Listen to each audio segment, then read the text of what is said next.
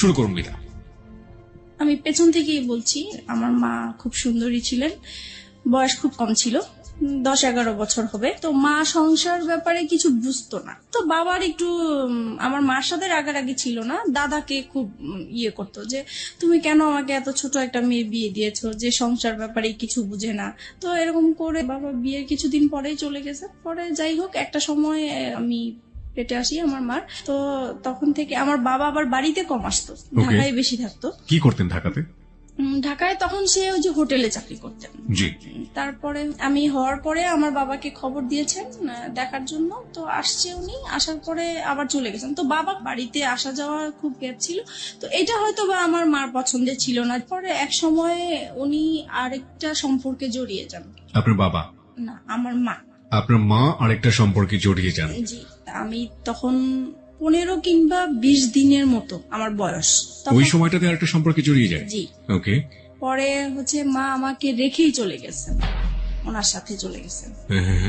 উনি বিয়ে করবে না, উনি মজা করার জন্যই সম্পর্কটা করেছিলেন। তো যখন উনি বিয়ে করছে না, তখন ওই মুহূর্তে সে পরে আমার বাবার কাছে আসছিল। তো আমার বাবা বলতেছে যে আমার অতটুকু ছোট বাচ্চা ফেলে তুমি চলে গেছে, এখন আর আমি তোমাকে নিব না। ওকে, তারপরে উনি ওনার বাবার বাড়ি গিয়েছেন, ওখানে উনি জায়গা পায়নি। তখন উনি কি করবে? তো এই সময় উনি নাকি মানে মেন্টালি অসুস্থ হয়ে পড়েন। তো পরে ওনাকে ওনার বাবা মা এখন আশ্রয় দিতেই হবে, যেহেতু অসুস্থ হয়ে গেছে, কেউ নাই। তো মা এরকম চিকিৎসা অবস্থায় থাকেন। আর আমাকে আমার বাবার বোন ছিল যে ওনার কাছে আমাকে রাখতে দিয়েছেন। আপনার মা যখন মা হলেন সেই সময়টাতে তার বয়সটা কত? তখন তার 15 থেকে 16 বছর। একদমই কিশোরী বয়স। জি। তারপরে আমি আমার ফুপুর কাছেই বড় হয়েছি প্রায় 3 বছর পর্যন্ত। তারপরে আমার ফুপু প্রেগনেন্ট হয়ে যায় অবস্থা। তখন বাবা সেই মুহূর্তে কি করবে? পরে বাবা আমাকে ঢাকায় নিয়ে এলো। ঢাকায় নিয়ে যাওয়ার পরে ছোট্ট একটা বাচ্চা, উনি কাজও করতেছেন, এবার ওখানেই আমাকে রাখার ব্যবস্থা করছেন। তো হচ্ছে না আসলে বিষয়টা। পরে বাবা যেখানে থাকতো সেখানে আরেকটা ইয়েকে পছন্দ হয়, মানে দ্বিতীয়বার ওনাকে বিয়ে করেন। তো এইভাবে বিয়ে দেওয়ার পরে ফার্স্ট ওয়াইফের সাথে কি ডিভোর্স হলো আপনার বাবার? হ্যাঁ, ওটা তো ডিভোর্স। প্রথম স্ত্রীর সাথে ডিভোর্স হয়ে গেল। ওকে। তারপরে তো এখন এই মার সাথেই সম্পর্ক। তারপরে মা আমাকে পালতেছে ভালোই, নিজের মেয়ের মতোই আদর যত্ন করছে। তো এক সময় আমার এই মাও প্রেগনেন্ট হয়ে যায়। তারপরে তো ওনারও একটা মেয়ে হয়। এই মেয়ে হওয়ার পর থেকে আমি এখন বুঝতে পারছি যে একটু ভালোবাসাটা যেন ডিফারেন্ট হয়ে গেছে, আগের মতো না। কিন্তু তারপরেও মনে হয় নাই, মানে আমি তখন জানতামও না যে সে আমার সেকেন্ড মা বা কিছু, লোকের কাছে শুনতাম। তারপরে যাই হোক, এরকম করে অনেক বছর হয়ে গেছে। তারপরে এক সময় আমার বাবা মানে বলছে যে আমি তো আর এখানে হচ্ছে না, আমি একটু দেশের বাইরে যাব। তো উনি দেশের বাইরে চলে গেলেন। উনি এভাবে টাকা পাঠাচ্ছেন। আমার মা আবার অত শিক্ষিত ছিল না, টাকা পয়সার হিসাব টিসাব রাখতে পারেনি।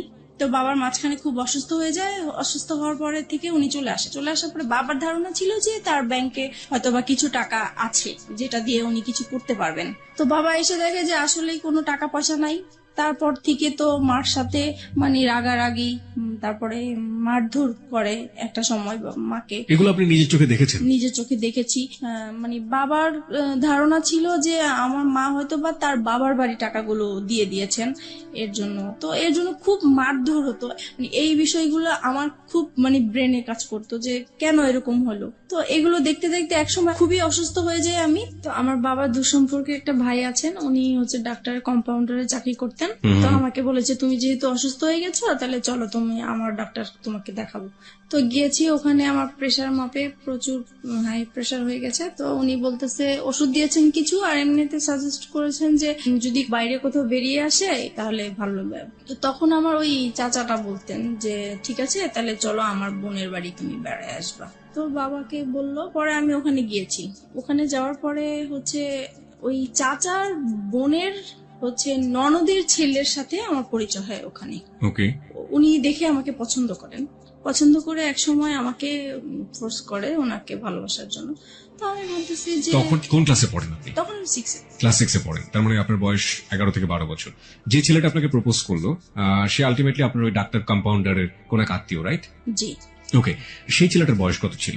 উনি তখন ইন্টারমিডিয়েট দিয়েছেন। ফাইন।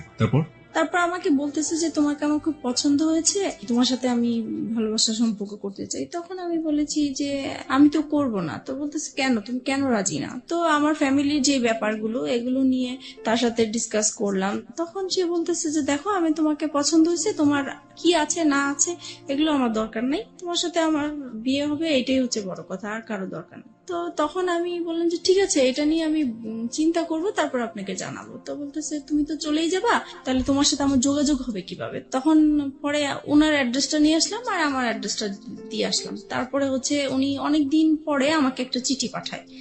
তো চিঠি পাঠানোর পরে চিঠিটা পড়ে ভালোই লাগলো।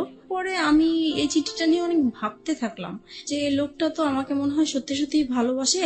আর যেহেতু আমার এই বাসায় থাকতে ইচ্ছা করে না, বাবা মার ঝগড়াঝাটি, এখন যদি আমি কোথাও চলে যাই এই সংসার থেকে, তাহলে হয়তো বা আমার এই অশান্তিটা হবে না, আমি ভালো থাকবো। ওই কথা চিন্তা করে পরে আমি রাজি হয়ে গেলাম। পরে আমি একটা চিঠি পাঠালাম যে হ্যাঁ আমি রাজি আছি। তো এরকম করে আমাদের প্রায় প্রতি সপ্তাহে 2টার মতো চিঠি আসতো, এরকম দেওয়া নেওয়া হতো। প্রায় 3-4 মাস পরে হঠাৎ আমি আবার পড়াশোনার পাশাপাশি হাতের কাজ শিখতে খুব পছন্দ করতাম। তো আমি বিভিন্ন জায়গায় হাতের কাজ শেখার জন্য যেতাম। তো একদিন আমার এলাকা দিয়ে আমি যাচ্ছি, হঠাৎ তাকে দেখে ফেলি। ওকে। সেও আমাকে দেখে ডাকছে। তো আমি অবাক হয়ে গেছি। কিছুক্ষণ আমি একদম চুপ ছিলাম যে যেই লোকটাকে আমি সেই চাঁদপুরে দেখে আসছি, সেই লোকটা হঠাৎ করে ঢাকায়, তাও আমার এলাকার মধ্যে কিভাবে আসলো? পরে উনি আমাকে দেখেই বলতেছে যে আমি না তোমার কাছে আসছি। তখন আমি অবাক হয়ে গেলাম যে এত দূর থেকে সে আমার কাছে আসছে। আমি চিঠি পাঠাতাম ঠিক আছে, কিন্তু উনি আসবে সেটা বলেও নাই আমাকে। তো যাই হোক, তখন ওই যে গুলশান পার্কটা ছিল, তো আমাকে সেখানে নিয়ে গেছে। যাই হোক গেলাম, যাওয়ার পরে কথা টথা বললাম। এখন বলতেছে যে আমি তোমাকে তো আমার খুব দেখতে ইচ্ছা করে মাঝে মাঝে, এখন কি করব? তো আমি বলতেছি দেখেন, আমার তো আসলে এরকম বাইরে বের হওয়ার অভ্যাস নেই, আর তাছাড়া আমার খুব ভয় লাগে যে কোথায় কেউ দেখে ফেলে কিনা, পরে বাবার কাছে বিচার যাবে, এটা আমার খুব খারাপ লাগবে।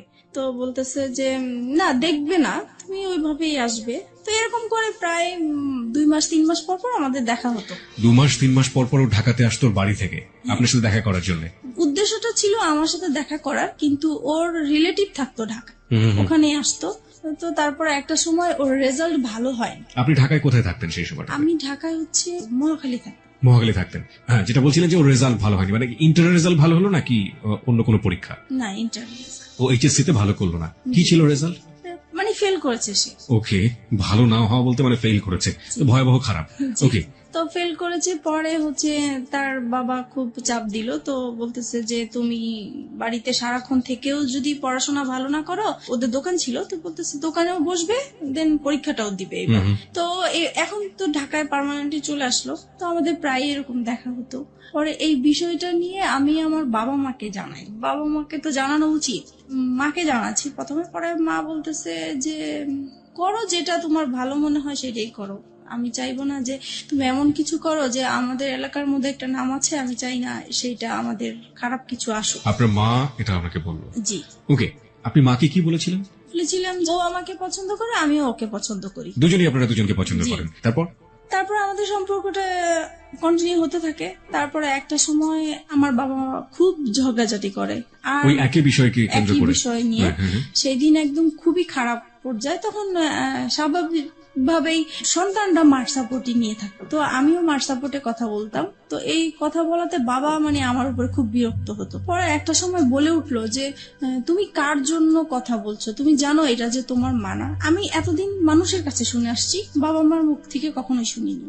তার মানে আপনি আগে জানতেন না যে আপনার আসল মা ইনি? না, আমি জানতাম, আমি অন্যের মুখ থেকে শুনেছি, কিন্তু তাদের মুখ থেকে কখনো শুনিনি। বাবার মুখ থেকে শুনতে অসম্ভব রকমের খারাপ লাগলো, তাই তো? জি।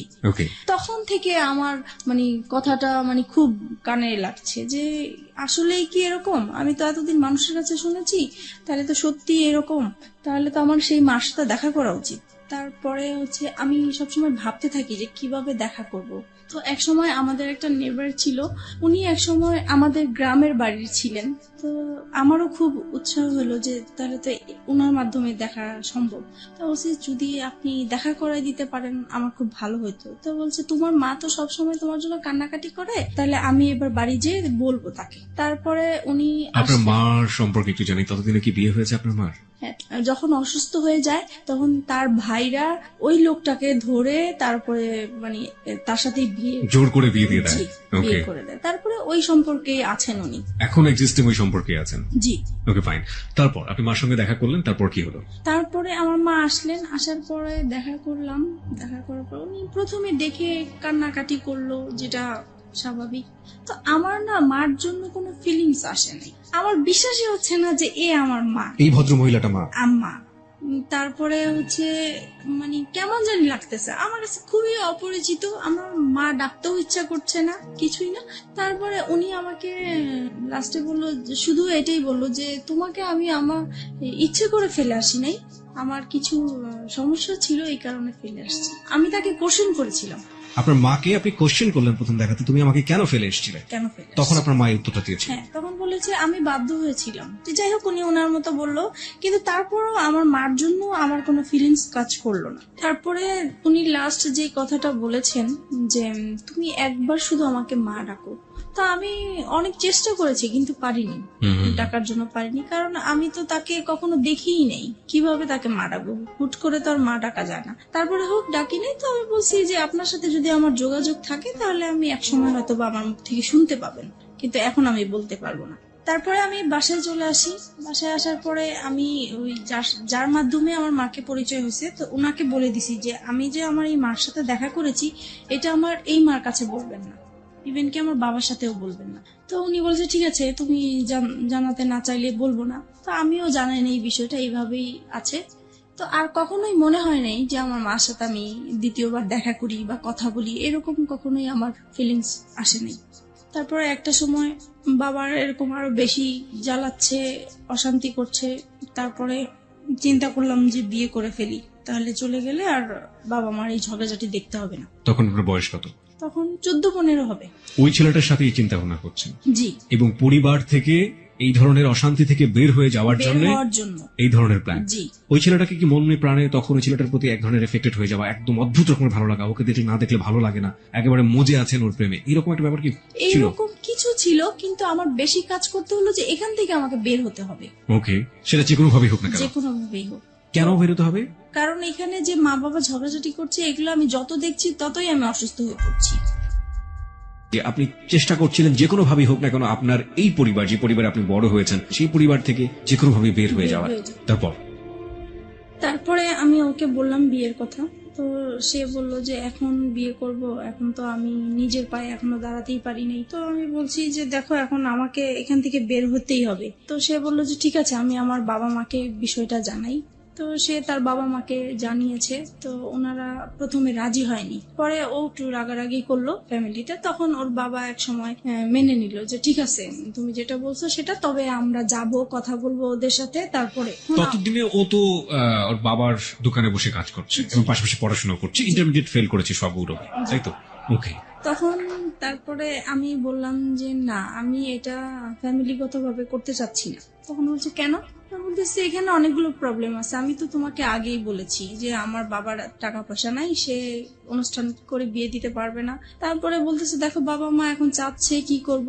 পরে আমি বলতেছি দেখো, এখন যদি আমাকে তুমি ভালোবেসে থাকো, বিয়ে যদি করতে হয় একা করতে হবে, কারণ আমি আমার বাবার অবস্থা জানি, আমি নতুন করে অশান্তি দিতে পারবো না। তখন সে রাজি হয়ে গেল বিষয়টা। তো আমরা একদিন ঘুরতে গিয়েছিলাম, ওখান থেকে হঠাৎ করে সে আমাকে কাজে অফিসে নিয়ে যায়। আমিও জানতাম না যে আজকে আমার বিয়ে হবে। তারপরে হচ্ছে বিয়ে করে ফেলি।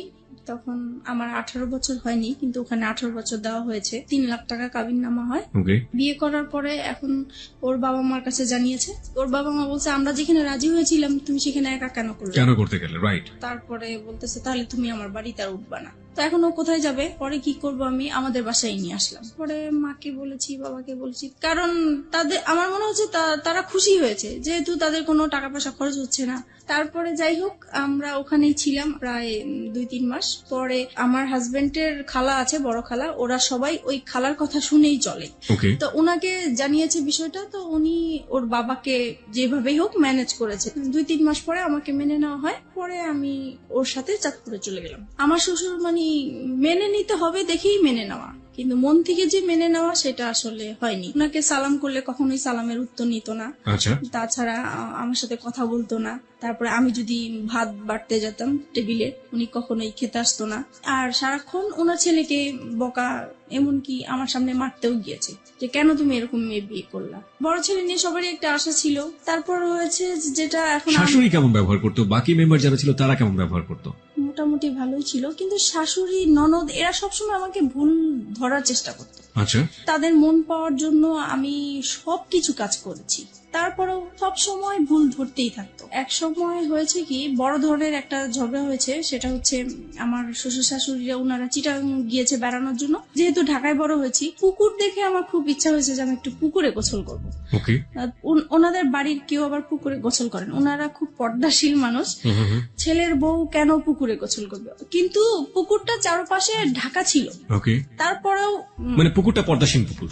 জি, তারপরে ওখানে আমি গোসল করেছি। আমার দেবরটা হচ্ছে কি, মানে আমার সাথে এরকম আচরণ করতে মনে হয় যে আমার ভাসুর, সে আমাকে পরিচালনা করবে। তো এটা আমার পছন্দ হতো না। তো সে এসে আমাকে বলতেছে, কি ব্যাপার, আপনি কেন পুকুরে গোসল করলেন, এই সেই, আপনি জানেন না পুকুরে গোসল করে আমাদের পছন্দ না। তো বলছে আমার একটু ভাল লাগছে, আর বাড়িতে তো কেউ ছিল না। এই নিয়ে সে আমার বাবা মা তুলে গালাগালি শুরু করছে। আপনার হাজবেন্ড কি করছিল তখন? ও তো ঢাকায় থাকতো, আমি বাড়িতে থাকতাম। আচ্ছা। তারপরে হচ্ছে গালাগালি করতেছে আমার বাবা মাকে। তখন আমার খুব খারাপ লাগলো যে আমি অন্যায় করছি, আমার বাবা মাকে কেন গালিগালি করবা। তখন আমিও তার বাবা মাকে গালাগালি করি। পরে হচ্ছে সে ইমিডিয়েটলি সে আমার শ্বশুর শাশুড়িকে ফোন দিয়েছে। তারা মানে তখনই একদম চিটাগাং থেকে চলে আসছে, আমার বিচার হবে। আমার হাজবেন্ড কেউ খবর দিয়ে আনা হয়েছে। তারপরে সেই আসরে কি হলো, সেখানে বলছে যে আমাকে আমার শ্বশুর শাশুড়ির কাছে মাপ চাইতে হবে বাদরে। তা আমি বলছি ঠিক আছে, আমি যদি অন্যায় করে থাকি আমি মাপ চাবো, কিন্তু সে যে আমার বাবা মাকে বকা দিচ্ছে, তাহলে আগে সে আমার বাবা মার কাছ থেকে পা ধরে মাপ চেয়ে আসো, তারপরে আমি যাবো। বলো হ্যাঁ, বউ হয়ে এত বড় কথা, এতগুলো মুরব্বী মানুষ আমরা বসে আছি। তারপর আমার হাজবেন্ড এসে বলতেছে মাপ চাও মাপ চাও। আমি বলতেছি না, আমি তো চাইবো না, আগে আমার বাবা মার কাছে মাপ চেয়ে আসুক, তারপরে আমি যাবো। পরে এই কথা বললাম কেন, সে সবার সামনে আমাকে অনেক মারধর করলো। এই সে প্রথম আমার গায়ে হাত তোলে। আমি বিয়ের কতদিন পরে? প্রায় 3-4 মাস পরে। ওকে। পরে সেদিন রাতে আমার প্রচুর রাগ উঠলো। তারপরে আমি করলাম হচ্ছে যে তাকে বললাম রাগের মাথায় যে কালকের মধ্যে যদি আমাকে ঢাকায় নিয়ে না যাও, তাহলে আমার এখানে লাশ দেখবো আমার। তো সে খুব ভয় পেয়ে গেছে। তখন তার বাবা মাকে বলে ঢাকায় নিয়ে আসলো আমার বাবার বাড়িতে। আমি বলছি আর যাবো না। পরে যাই হোক, আমার কথাটাই রইলো, আমি বাবা মার কাছে ছিলাম। এক সময় পরে বাবা আবারও সেই তো ঝগড়াঝাটি আছেই বাবার সংসারে। তখন একদিন আমি খুব রাগ হইলাম বাবার সাথে। তখন বাবা আমাকে বলেছে যে তুমি এখন অন্যের হয়ে গেছে, এখন আর আমাদের কেউ না, তুমি আমাদের সংসারে কিছু বলতে আসবা না। এই সে আরো কিছু বকা দিল আমাকে। পরে বলতেছে, বাবা বলতেছে তুমি কালকের মধ্যে আমার ঘর থেকে বের হয়ে যাবে, আমি কালকে যেন তোমাকে আর দেখতে না চাই। পরে মা বলতেছে যে তোর বাবা তো অনেক রেগে গেছে, তাই কাজ কর, আমি তোকে একটা আলাদা বাসা নিয়ে দেই, ও আসলে পরে ওকে বলবো আমি সবকিছু। তখন আমি আমার মার কাছাকাছি একটা বাসা নিলাম। পরে ও বাড়ি থেকে আসছে হঠাৎ করে, তো মার বাসায় আসছে। এখন দেখতেছে আমি নাই। তো মাকে জিজ্ঞেস করলো কি ব্যাপার, ও কোথায়? তো বলতেছে ও তো আলাদা বাসা নিয়েছে। তখন তো সে খেপে গেল, হ্যাঁ কেন সে বাসা নিবে? সে তো আমাকে বলেছিল যে তার বাবার বাড়ি অন্তত 2 থেকে 3 বছর থাকবে, তারপরে সে আলাদা কিছু করবে। এখনই সে করলো, আমার তো কিভাবে কি করব আমি। তারপর থেকে মানে আমাদের এতদিন পর্যন্ত মানে ভালোই ছিল, আমাদের সংসার জীবন বলেন, ভালোবাসা সম্পর্ক বলেন, সবকিছুই ভালো ছিল। যে আলাদা বাসা নিলাম, এখন ওর ইনকাম করতে হবে, বাবা মা চাপ দিচ্ছে যে নিজে নিজে বিয়ে করেছো, তারপরে বউকে আবার বাবার বাড়ি রেখে আসছো, তো এটা তো ঠিক হয়নি। তোমার শ্বশুর বাড়ি থেকে কিছু না পাই, অন্তত বউ সেবাটা তো আমাদের পাওয়া উচিত, তুমি কেন আমাদের বউ সেবা থেকে বঞ্চিত রাখছো? এই তো তার মাথায় একটা প্রেশার আছে। তারপরে এভাবে আমাদের প্রায় 2টা বছর কেটে যায়। বাসার খরচটা কিভাবে আসতো? পরে ও ওর বাবার দোকান থেকে নিয়ে আসতো টাকা পয়সা, প্রতি মাসে মাসে টাকা পয়সা গুলো নিয়ে আসতো। জি ওকে। এবং এটার জন্য পারিবারিক ভাবে ওকে বিভিন্ন রকমের হ্যাসেল পোহাতে জি হতো। জি তারপরে আমার বেবি পেটে আসে। তো একটা সময় বুঝতে পারলাম যে আমার বেবি হওয়ার পর থেকে আমার হাজবেন্ডের অ্যাটিটিউড একটু আলাদা হয়ে যাচ্ছে, কি রকম যেন হয়ে যাচ্ছে, খিটখিটে মেজাজ হয়ে যাচ্ছে। তার সব কাজ নিখুঁত হতে হবে এরকম। কি রকম রান্না করলাম, রান্না ভালো হলো না, এটাতে এই লবণ বেশি হলো, হলুদ বেশি হলো, ভাত কেন নরম হলো, এই রকম মানে সামান্য বিষয় নিয়ে মানে ঝগড়াঝাটি হতো আমাদের। মেয়েকে কেন টাইম মতো খাওয়ালাম না। তারপরে একটা সময় যখন এগুলো নিয়ে বাড়তে থাকলো তখন তার আবেগের কথাগুলো আসলো, হ্যাঁ তোমাকে বিয়ে করে আমি কিছুই পাই নাই, আমি অনেক কিছু পেতাম, তোমার যেটা আরো সুন্দর মেয়ে বিয়ে করতে পারতাম, আরো ভালো ফ্যামিলির মেয়ে বিয়ে করতে পারতাম। মানে এইভাবে সে আজে বাজে কথা বলতেই থাকে, বলতেছে আজ পর্যন্ত তো আমার বাবা মাকে তোমরা কোনোদিন ইনভাইট করতে পারো নাই। তখন আমি বলতাম যে এগুলো তো আমি আগে থেকেই তোমাকে বলে ক্লিয়ার করছি। বলেছে তখন তো আমি অন্ধ ছিলাম, আমি এসব বুঝতে পারি নাই, আমার মনে হচ্ছে তুমি আমাকে ব্ল্যাক ম্যাজিক করেছো হয়তোবা। ওই সময়টাতে? জি, ওকে। এরকম কিছু করে আমাকে ফাঁদে ফেলানোর চেষ্টা করেছে, যেহেতু দেখেছো তোমাকে কেউ নিবে না। এভাবেই কাটতে থাকলো সময়। আর সে তখন তো কোনো কাজ করতো না, সারাক্ষণ বাসায় থাকতো। এই জিনিসটা আমার কাছে খুব খারাপ লাগতো যে মানুষের হাজবেন্ডরা কাজ করে, এক সময় বাইরে আসে, বাইরে থেকে বাসায় আসে, আলাদা একটা ফিলিংস কাজ করে। তখন অবশ্য আমি আমার যখন বেবি হবে তখন থেকেই তো আমি বাবা মার কাছেই আছি। পরে এক সময় এটা নিয়ে বাবা মা আমার উপরে রাগ করে যে তুমি এতদিন আমাদের ঝগড়া দেখে তোমরা এরকম করছো, এখন তোমরাও ঝগড়া করতেছো। তখন কি করবো আর, পরে একদিন বাবা প্রচুর ঝগড়া করে মার সাথে। তখন আমি বলতেছি কি যে তুমি এরকম ঝগড়া করো না, তোমার জামাই পাশের রুমে থাকে, খারাপ বলে ঝগড়া করো না, যদি ঝগড়া করতে হয় তাহলে এই বাড়িতে আর আসবে না, তুমি অন্য কোথাও চলে যাও। তো বাবার মাইন্ডে খুব লাগছে যে মেয়ে হয়ে আমাকে এই কথাটা বললো। পরে বাবা আমাদেরকে ছেড়ে চলে গেছে, তো ও আলাদা বাসা নিবে এখন। পরে এমন আলাদা বাসা নিবা তো তুমি কি করবা, তুমি কোত্থেকে কি চালাবা? তখন বলতেছে যে আমি একটা দোকানপাট নিব, এখন বাবার থেকে আলাদা হয়ে আসছি, দোকানপাট নিব। তো ঠিক আছে চলো। পরে এই আমরা আমার মেয়ে হওয়ার পরে আলাদা বাসা নিই। সংসারে অশান্তির উপর অশান্তি। তারপরে আমার শ্বশুর শাশুড়ি বলে যে তুমি এখনো সময় আছে, ওকে ছেড়ে দাও, এখনো তোমাকে আমরা ভালো জায়গায় বিয়ে দিতে পারবো, এই সেই এগুলো আছে। আর তাছাড়া ও সবসময় কি অন্য মেয়েদের প্রতি একটা আকৃষ্টিত থাকতো, যে কোনো সুন্দর মেয়ে থাকলে বলতো, আমার সামনেই বলতো যে ওর সাথে যদি আমি একদিন করতে পারতাম আমার সার্থক হতো। পরে ঝগড়া হলেই মাঝে মাঝে বলতো যে আমাকে অনেকেই বিয়ের প্রস্তাব দিয়েছে, প্রেমের প্রস্তাব দিয়েছে, আমি তাদেরকে বিয়ে করিনি, আমি অনেক বড় ভুল করেছি, এই সে এগুলো বলতো। এগুলো আমার খুব খারাপ লাগতো, এগুলো নিয়ে আমাদের সংসারে খুব অশান্তি হতো। বিশেষ করে ও বাসায় থাকতো, এই জিনিসটা আমি একদমই পছন্দ করতাম না, ও কোনো কিছু করতো না। পরে এক সময় কি হয়, নতুন একটা মার্কেটে দোকান নিয়েছে, ওইটা মার্কেটটা ভালো করে স্টার্ট হয় নাই, তাই দোকানও ভালো চলে না, তো দোকানটা ছেড়ে দিল শেষ পর্যন্ত। তারপরে যেটা হয়েছে, এক এক করে ও যেটাই হাত দেয় সেটাই লস হয়। এইভাবে ওর বাইরের যেই অশান্তি হলে সেটা ঘরের মধ্যে নিয়ে আসবে। তারপরে সে শেয়ার বাজারে ঢুকলো। তারপরে শেয়ার বাজারও তো খুব অবস্থা খারাপ ছিল, সেটা নিয়ে বাসায় খুব ঝগড়াঝাটি হতো, তার মন খারাপ হতো। যদি বাসায় কিছু লাগতো বলতাম, তখনই সে খেপে যেত। তারপরে বলতো যে তোকে বিয়ে করে আমার ভাগ্যটা খারাপ হয়ে গেছে, আগে তো এরকম খারাপ ছিল না। একটা জিনিস যেটা আমি বুঝতে পারছি মিতা, সেটা হচ্ছে যে ভেরি ক্রিটিক্যাল মুভমেন্ট যাচ্ছে আপনাদের সংসারে, জি। অভাব-অনটন রয়েছে, জি। মনোমালিন্য আসছে, জি। কিছুদিন পরপরই ঝগড়াঝাটি হচ্ছে, জি। এবং বয়স দুজনের কমই আছে, গাইডেন্স করার মতো কেউ নেই ওখানে, জি। এবং একের পর এক ভুলের জন্ম হচ্ছে, তাই তো? ওকে, তারপরে যেটা হচ্ছে, আর আরেকটা জিনিস, ওর আর আমার ঝগড়াঝাটি হলে মারামারি হয়, ঠিক আছে, ও আমাকে বকে আমি ওকে বকি, কিন্তু আমার কথা হলো যে আমরা ঝগড়াঝাটি করবো সেটা আমাদের ভিতরেই থাকবে। ও কি করে, সাথে সাথে ওর বাবা মাকে ফোন দিয়ে দিবে যে এরকম এরকম হচ্ছে, ওর সাথে আর আমার হচ্ছে না, তোমরা কি করবে, এসে করো, এই আর কি। এটা নিয়ে অশান্তি থাকে। তারপরে আমি যদি কম্প্রোমাইজের জায়গাতে আছি, লাইক একটা যেটা হচ্ছে যে এক হাতে তো কখনো তালি বাজে না, আপনি একটু আগেই বললেন যে আপনিও ঝগড়া করতেন, ও করতো, দুজনে মিলেই ঝগড়া হতো, কিন্তু কথা হচ্ছে যে যদি কম্প্রোমাইজের জায়গাতে আসি, যে সফট হওয়া, আগে থেকে একটু কম্প্রোমাইজ করে নেয়া, পরিস্থিতিটাকে শান্ত করা, সে কাজটা সবচেয়ে বেশি কে করতো? কেউ করতাম না, মানে আপনি হয়ে যেত। আমি কথা না বলার চেষ্টাই করতাম, কিন্তু ও এসে আমার রাগ ভাঙাতো। তার মানে ওই আপনাকে রাগ ভাঙানোর চেষ্টা করতো। এটা নিঃসন্দেহে তার একটা ভালো গুণ। কারণ রাগ করাটা খুব সহজ, কিন্তু রাগ ভাঙানো কিন্তু খুবই খুবই কঠিন একটা ব্যাপার, এবং সেটা নিজেকে স্যাক্রিফাইস করে চেষ্টাটা যারা করে, আমার মনে হয় যে এটা একটা স্পেশাল গুণ তাদের। ওকে, তারপরে আমি কথায় কথায় ওকে বলতাম যে তুমি আমাকে ডিভোর্স দাও। ও ডিভোর্স দিতে চাইতো না, তো সেই জন্য ওর বাবা আমাকে বলছে, তখন বলছে যে ঠিক আছে তুমি আরেকটা বেবি নাও, তাহলে 2টা বেবি হয়ে গেলে ও ব্যস্ত থাকবে, তখন আর কোথাও যাওয়ার কথাও বলবে না। তো সেই হিসাবে আমাদের আরেকটা বেবি হয়। আমার ইচ্ছা ছিল না বেবিটা নেওয়ার, ওর ইচ্ছাতেই বেবিটা নেওয়া হলো। ওর মামার বাসা পাশে ছিল, ওর মামার বাসাতে আমরা হসপিটাল থেকে এসে সরাসরি মামার বাসায় উঠলাম। আমার বোন তখন এসএসসি পরীক্ষা দিচ্ছে, মাঝখানে ওর কিছু গ্যাপ ছিল, তো সেই গ্যাপের মাঝে আমার কাছে আসছে। আবার অনেক গেস্টও আসছে, জায়গা ছিল না। তো আমার হাজবেন্ড বলতেছে কি যে এখানে তো জায়গা নেই, ওকে নিয়ে আমি আমাদের বাসায় চলে যাব। কথা ছিল খাওয়া দাওয়া করে সবাইকে নিয়ে যাবে, কিন্তু সে আমার বোনকে খাইয়ে টাইয়ে নিয়ে আগেই চলে গেছে।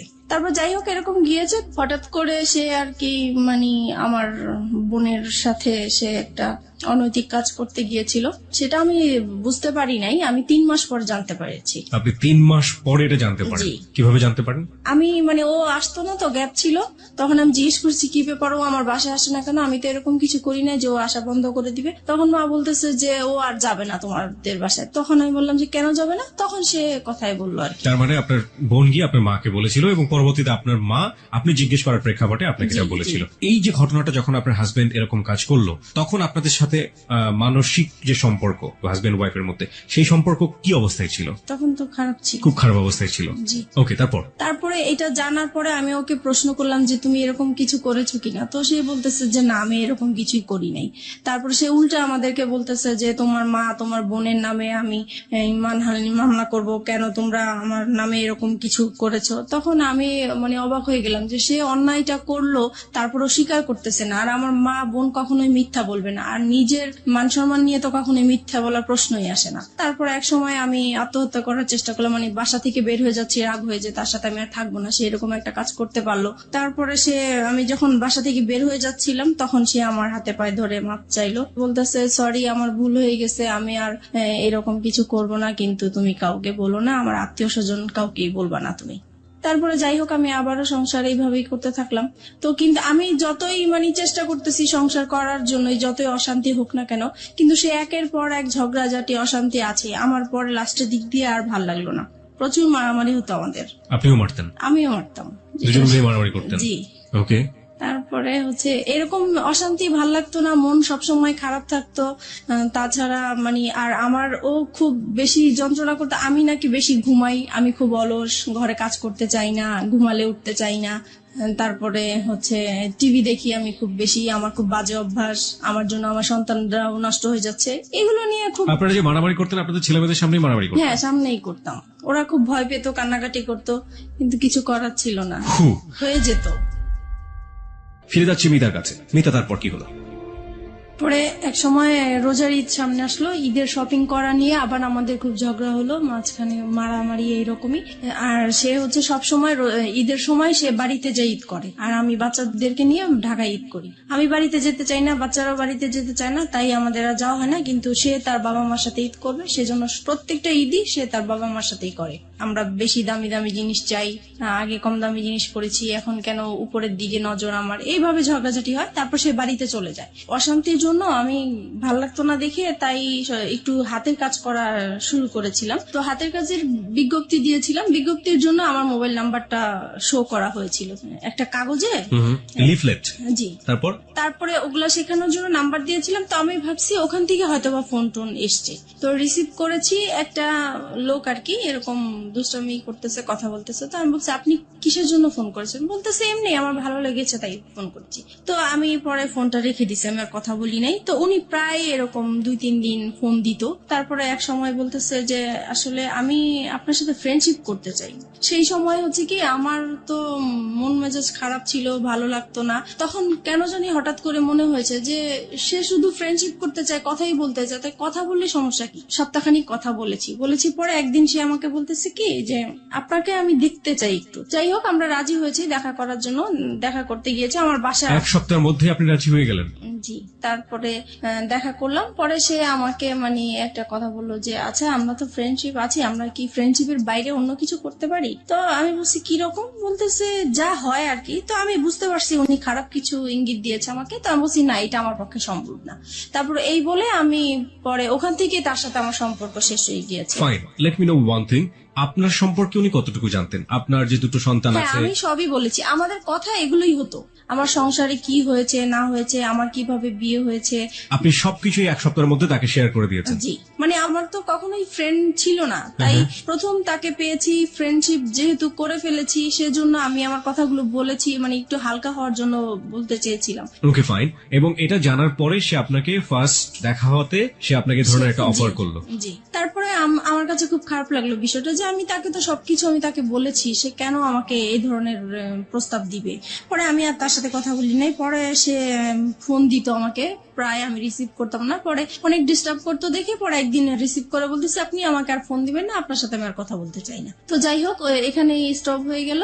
এটা তার খুব মাইন্ডে লাগলো যে আমি তাকে এইভাবে ইগনোর করলাম। তারপরে সে আমার নাম্বারটাই তার ফ্রেন্ডকে দিল, আমি এটা জানতাম না যে তার ফ্রেন্ড। প্রায় 1-2 মাস পরে আমাকে আবার একটা রং নাম্বার থেকে ফোন আসছে। তো এবার ভাবছি যে আর কোনো ফোন ধরবো না, কারণ রং নাম্বারে আসলে সবাই ভালো থাকে না। পরে ওই নাম্বারটা থেকে প্রায় ফোন টোন আসে। তারপরে এত ফোন আসে, নিশ্চয়ই আমার কোনো কাস্টমার হতে পারে বা কিছু, ধরি। তো সেই একই রকম কথাবার্তা বলতেছে, ওনার পরিচয় দিল। তারপরে আমি কথা বলতে শুরু করলাম। পরে বলল যে আসলে আপনি কি চান, আমি ওনাকে জিজ্ঞেস করলাম। তো উনি বলতেছে আসলে আপনার সাথে আমি ফ্রেন্ডশিপ করতে চাই। আমি বলছি যে না, আমি কারোর সাথে ফ্রেন্ডশিপ করবো না, আপনি ভুল জায়গায় ফোন দিয়েছেন। প্রায় 3 মাস পরে উনি আবার ফোন দিয়েছে। তো সেই সময় তো আর আমার নাম্বারটা মনে ছিল না, আমি বুঝতেও পারি নাই যে উনি ফোন দিয়েছেন। তারপরে উনি বলতেছে দেখেন আসলে আমি আপনার কাছে কিছুই চাই না, আমিও নিজে খুব মানসিক অবস্থা খুব খারাপ, তাই আমি চাই আপনার সাথে একটু ফ্রেন্ডশিপ করার জন্য। তো আমি আবারও আমার মনটা জানি কেমন হয়ে গেলাম। তো আমি ভাবলাম ঠিক আছে, দেখি, সবাই তো আর খারাপ হতে পারে না, কথা বলে দেখি। তো এইভাবে ওনার সাথে কথা বলতে বলতে প্রায় 1 সপ্তাহ হয়ে গেছে কথা বলছি। 1 সপ্তাহ পরে ও আবার বাড়ি থেকে চলে আসছে পরে আমি মোবাইলটা অফ করে রাখছি, যে জানি এখন যদি ফোন আসে আমি রিসিভ করলে সমস্যা হবে। তো আমি 2 দিন আমার ফোনটা অফ ছিল। পরে এক সময় ও কাজের জন্য বাইরে যায়, পরে আমি ফোনটা খোলার পরে সেই ফোনটা আবার আসে। পরে আমাকে বলতেছে দেখেন আপনি 2 দিন ফোনটা অফ করে রেখেছেন, আমার আসলে খুবই খারাপ লাগতেছে, আমি আপনার প্রেমে পড়ে গেছি, মানে এরকম করে বলতেছে। তো আমার কাছে কেমন জানি বিষয়টা লাগলো। তো আমি আর কিছু বলি নাই, আমি ভাবছি কি হয়তো বা দুষ্টামি করে বলে, অনেকে তো দুষ্টামি করে বলে, সেই রকম হয়তো বলে। তারপরে যাই হোক, রাতে আবার ফোন দিয়েছে উনি, এখন তো আপনাকে আমার খুবই দেখতে ইচ্ছা করতেছে, আমার খুবই খারাপ লাগতেছে। তখন আমি বললাম যে দেখেন আমি তো দেখতে সুন্দর না, আর আমাকে দেখলেও আপনার পছন্দ হবে না, আপনি যেহেতু ভার্সিটিতে পড়েন, আপনি খুবই স্মার্ট, আমি আপনার পাশে একদম মানানসই হবো না, রাস্তায় দেখলে মানুষ হাসবে, মানে আমি এরকম করে বলতেছি যেন সে মানে আমার দেখার ইচ্ছাটা না জাগে। ওনার নামটা কি ছিল? ওনার নাম রাসেল ছিল। Russell, okay fine.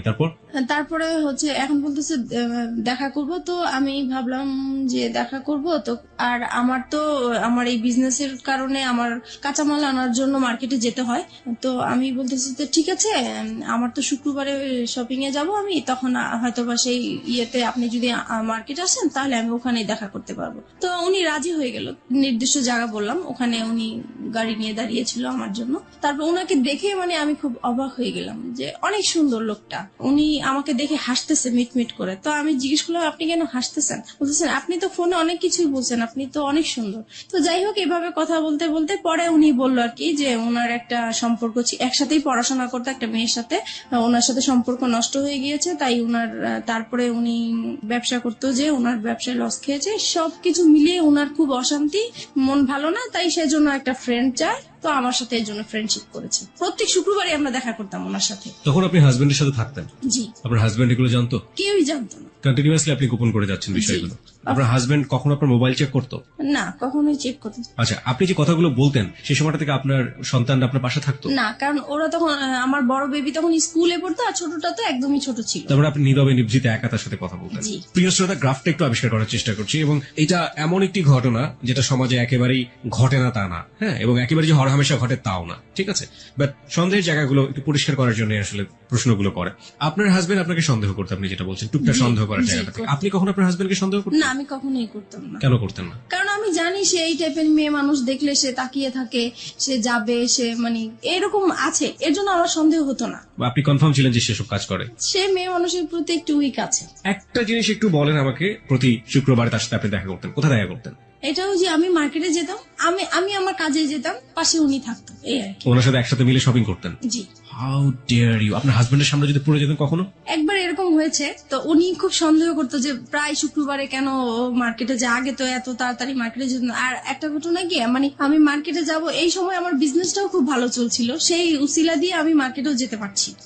তো এক শুক্রবারে সে আমাকে হঠাৎ করেই ফোন দিয়েছে, ফোন দিয়ে বলতেছে তুমি কোথায়? তো আমি বলতেছি আমি বলে আসছি, কিন্তু আমি মার্কেটে আসছি, কিন্তু মার্কেটে থাকাকালীনই সে আমাকে ফোন দিচ্ছে যে তুমি কোথায়? বলতেছি আমি তো মার্কেটে। বলতেছে মার্কেটে তো কোথায়, কোন মার্কেটে? কারণ নিউ মার্কেটে অনেকগুলো মার্কেট আছে। তো আমি পরে বলতেছি কেন, আমি এখানে। তো বলতেছে আমি তো আসছি। তো আমি তো পুরো ভয় পেয়ে গেছি যে কি ব্যাপার, সে কেন আসছে। আসলে সে সন্দেহ করেই আসছে। তো তাড়াহুড়া করে ওকে বলে দিছি তুমি এখন যাও, আমার হাজবেন্ড চলে আসছে, এখন কিছু করার নাই। তো ও মন খারাপ করে চলে গেছে। পরে আমি তো আমার শপিং করতেছি, তো ও আর বুঝতে পারে নাই, এভাবেই হয়েছে। ওকে ফাইন, আমি একটু বলি ওই সময়টা পর্যন্ত কতদিন যাবত রাসেলের সাথে আপনার সম্পর্ক? ওই সময়টা ওই শুক্রবার পর্যন্ত? ওই শুক্রবার পর্যন্ত 1-1.5 মাস তো হবে। 1-1.5 মাস? জি। এই 1-1.5 মাস আপনি কন্টিনিউয়াসলি আপনার হাজবেন্ডের কাছ থেকে এই জিনিসটা গোপন করে যাচ্ছেন। বাই হার্ট আপনি এটা মনে করেন ইললিগাল রিলেশনশিপ, রাইট? অবৈধ কিনা সেটা তো বুঝতে পারতাম না, শুধু এটা বুঝতাম যে এটা করাটা ঠিক হচ্ছে না। কিন্তু সেই মুহূর্তে আমার ভালো লাগতো, তার সাথে কথা বলতে ভালো লাগতো, তার সাথে দেখা করতে ভালো লাগতো। সেই ভালো লাগার কারণেই আমি তার সাথে কথা বলেছি, দেখা করেছি। এই ভালো লাগা প্রতিনিয়তই বাড়ছে।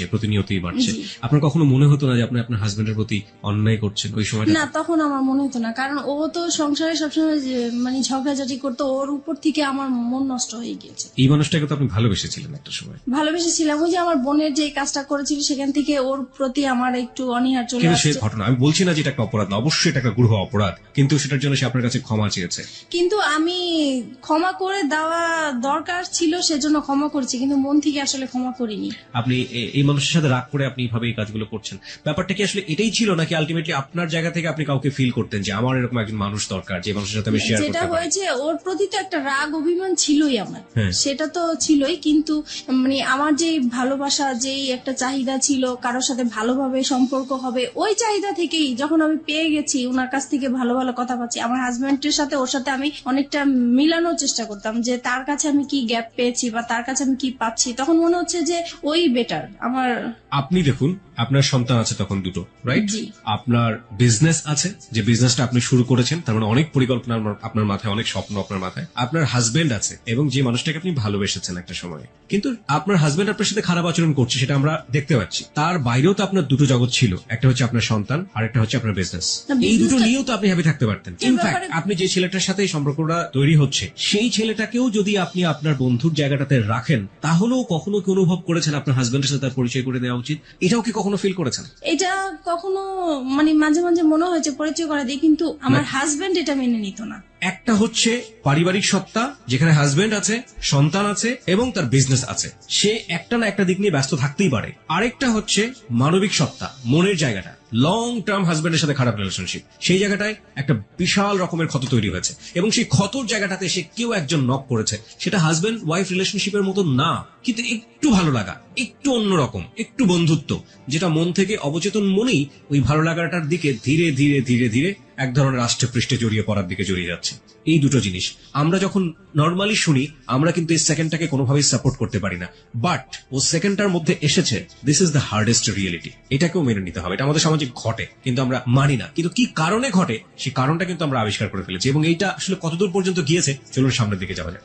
তারপরে যেটা হয়েছে, মানে এভাবেই তো ওর সাথে দেখা করছি, কথা বলছি, তারপরে হঠাৎ একবার খুব ঝগড়াঝাটি হয় আমাদের। বিষয়টা হয় হচ্ছে আমার ওই যে বোনের বিষয়টা নিয়ে। ওই ঘটনার পর থেকে যেটা হয়, আমাদের স্বামী স্ত্রীর যে সম্পর্কটা হয়ে থাকে, সেরকম সম্পর্কতে আমি জড়াতে চাই না। এর জন্য এটা নিয়ে খুব ঝগড়াঝাটি হয়। ও খুব জোর করে আমাকে, আমি রাজি হই না, তারপরে মারামারি হয়, এরকম প্রায়ই হয়। তো একটা সময় হয় কি, যে আমি ঘুমিয়ে থাকি, সে ঘুমন্ত অবস্থায় আমার সাথে এরকম কাজ করে। এই বিষয়টা আমার কাছে খুবই খারাপ লাগে। আমি লক করছি এখানে আপনাকে।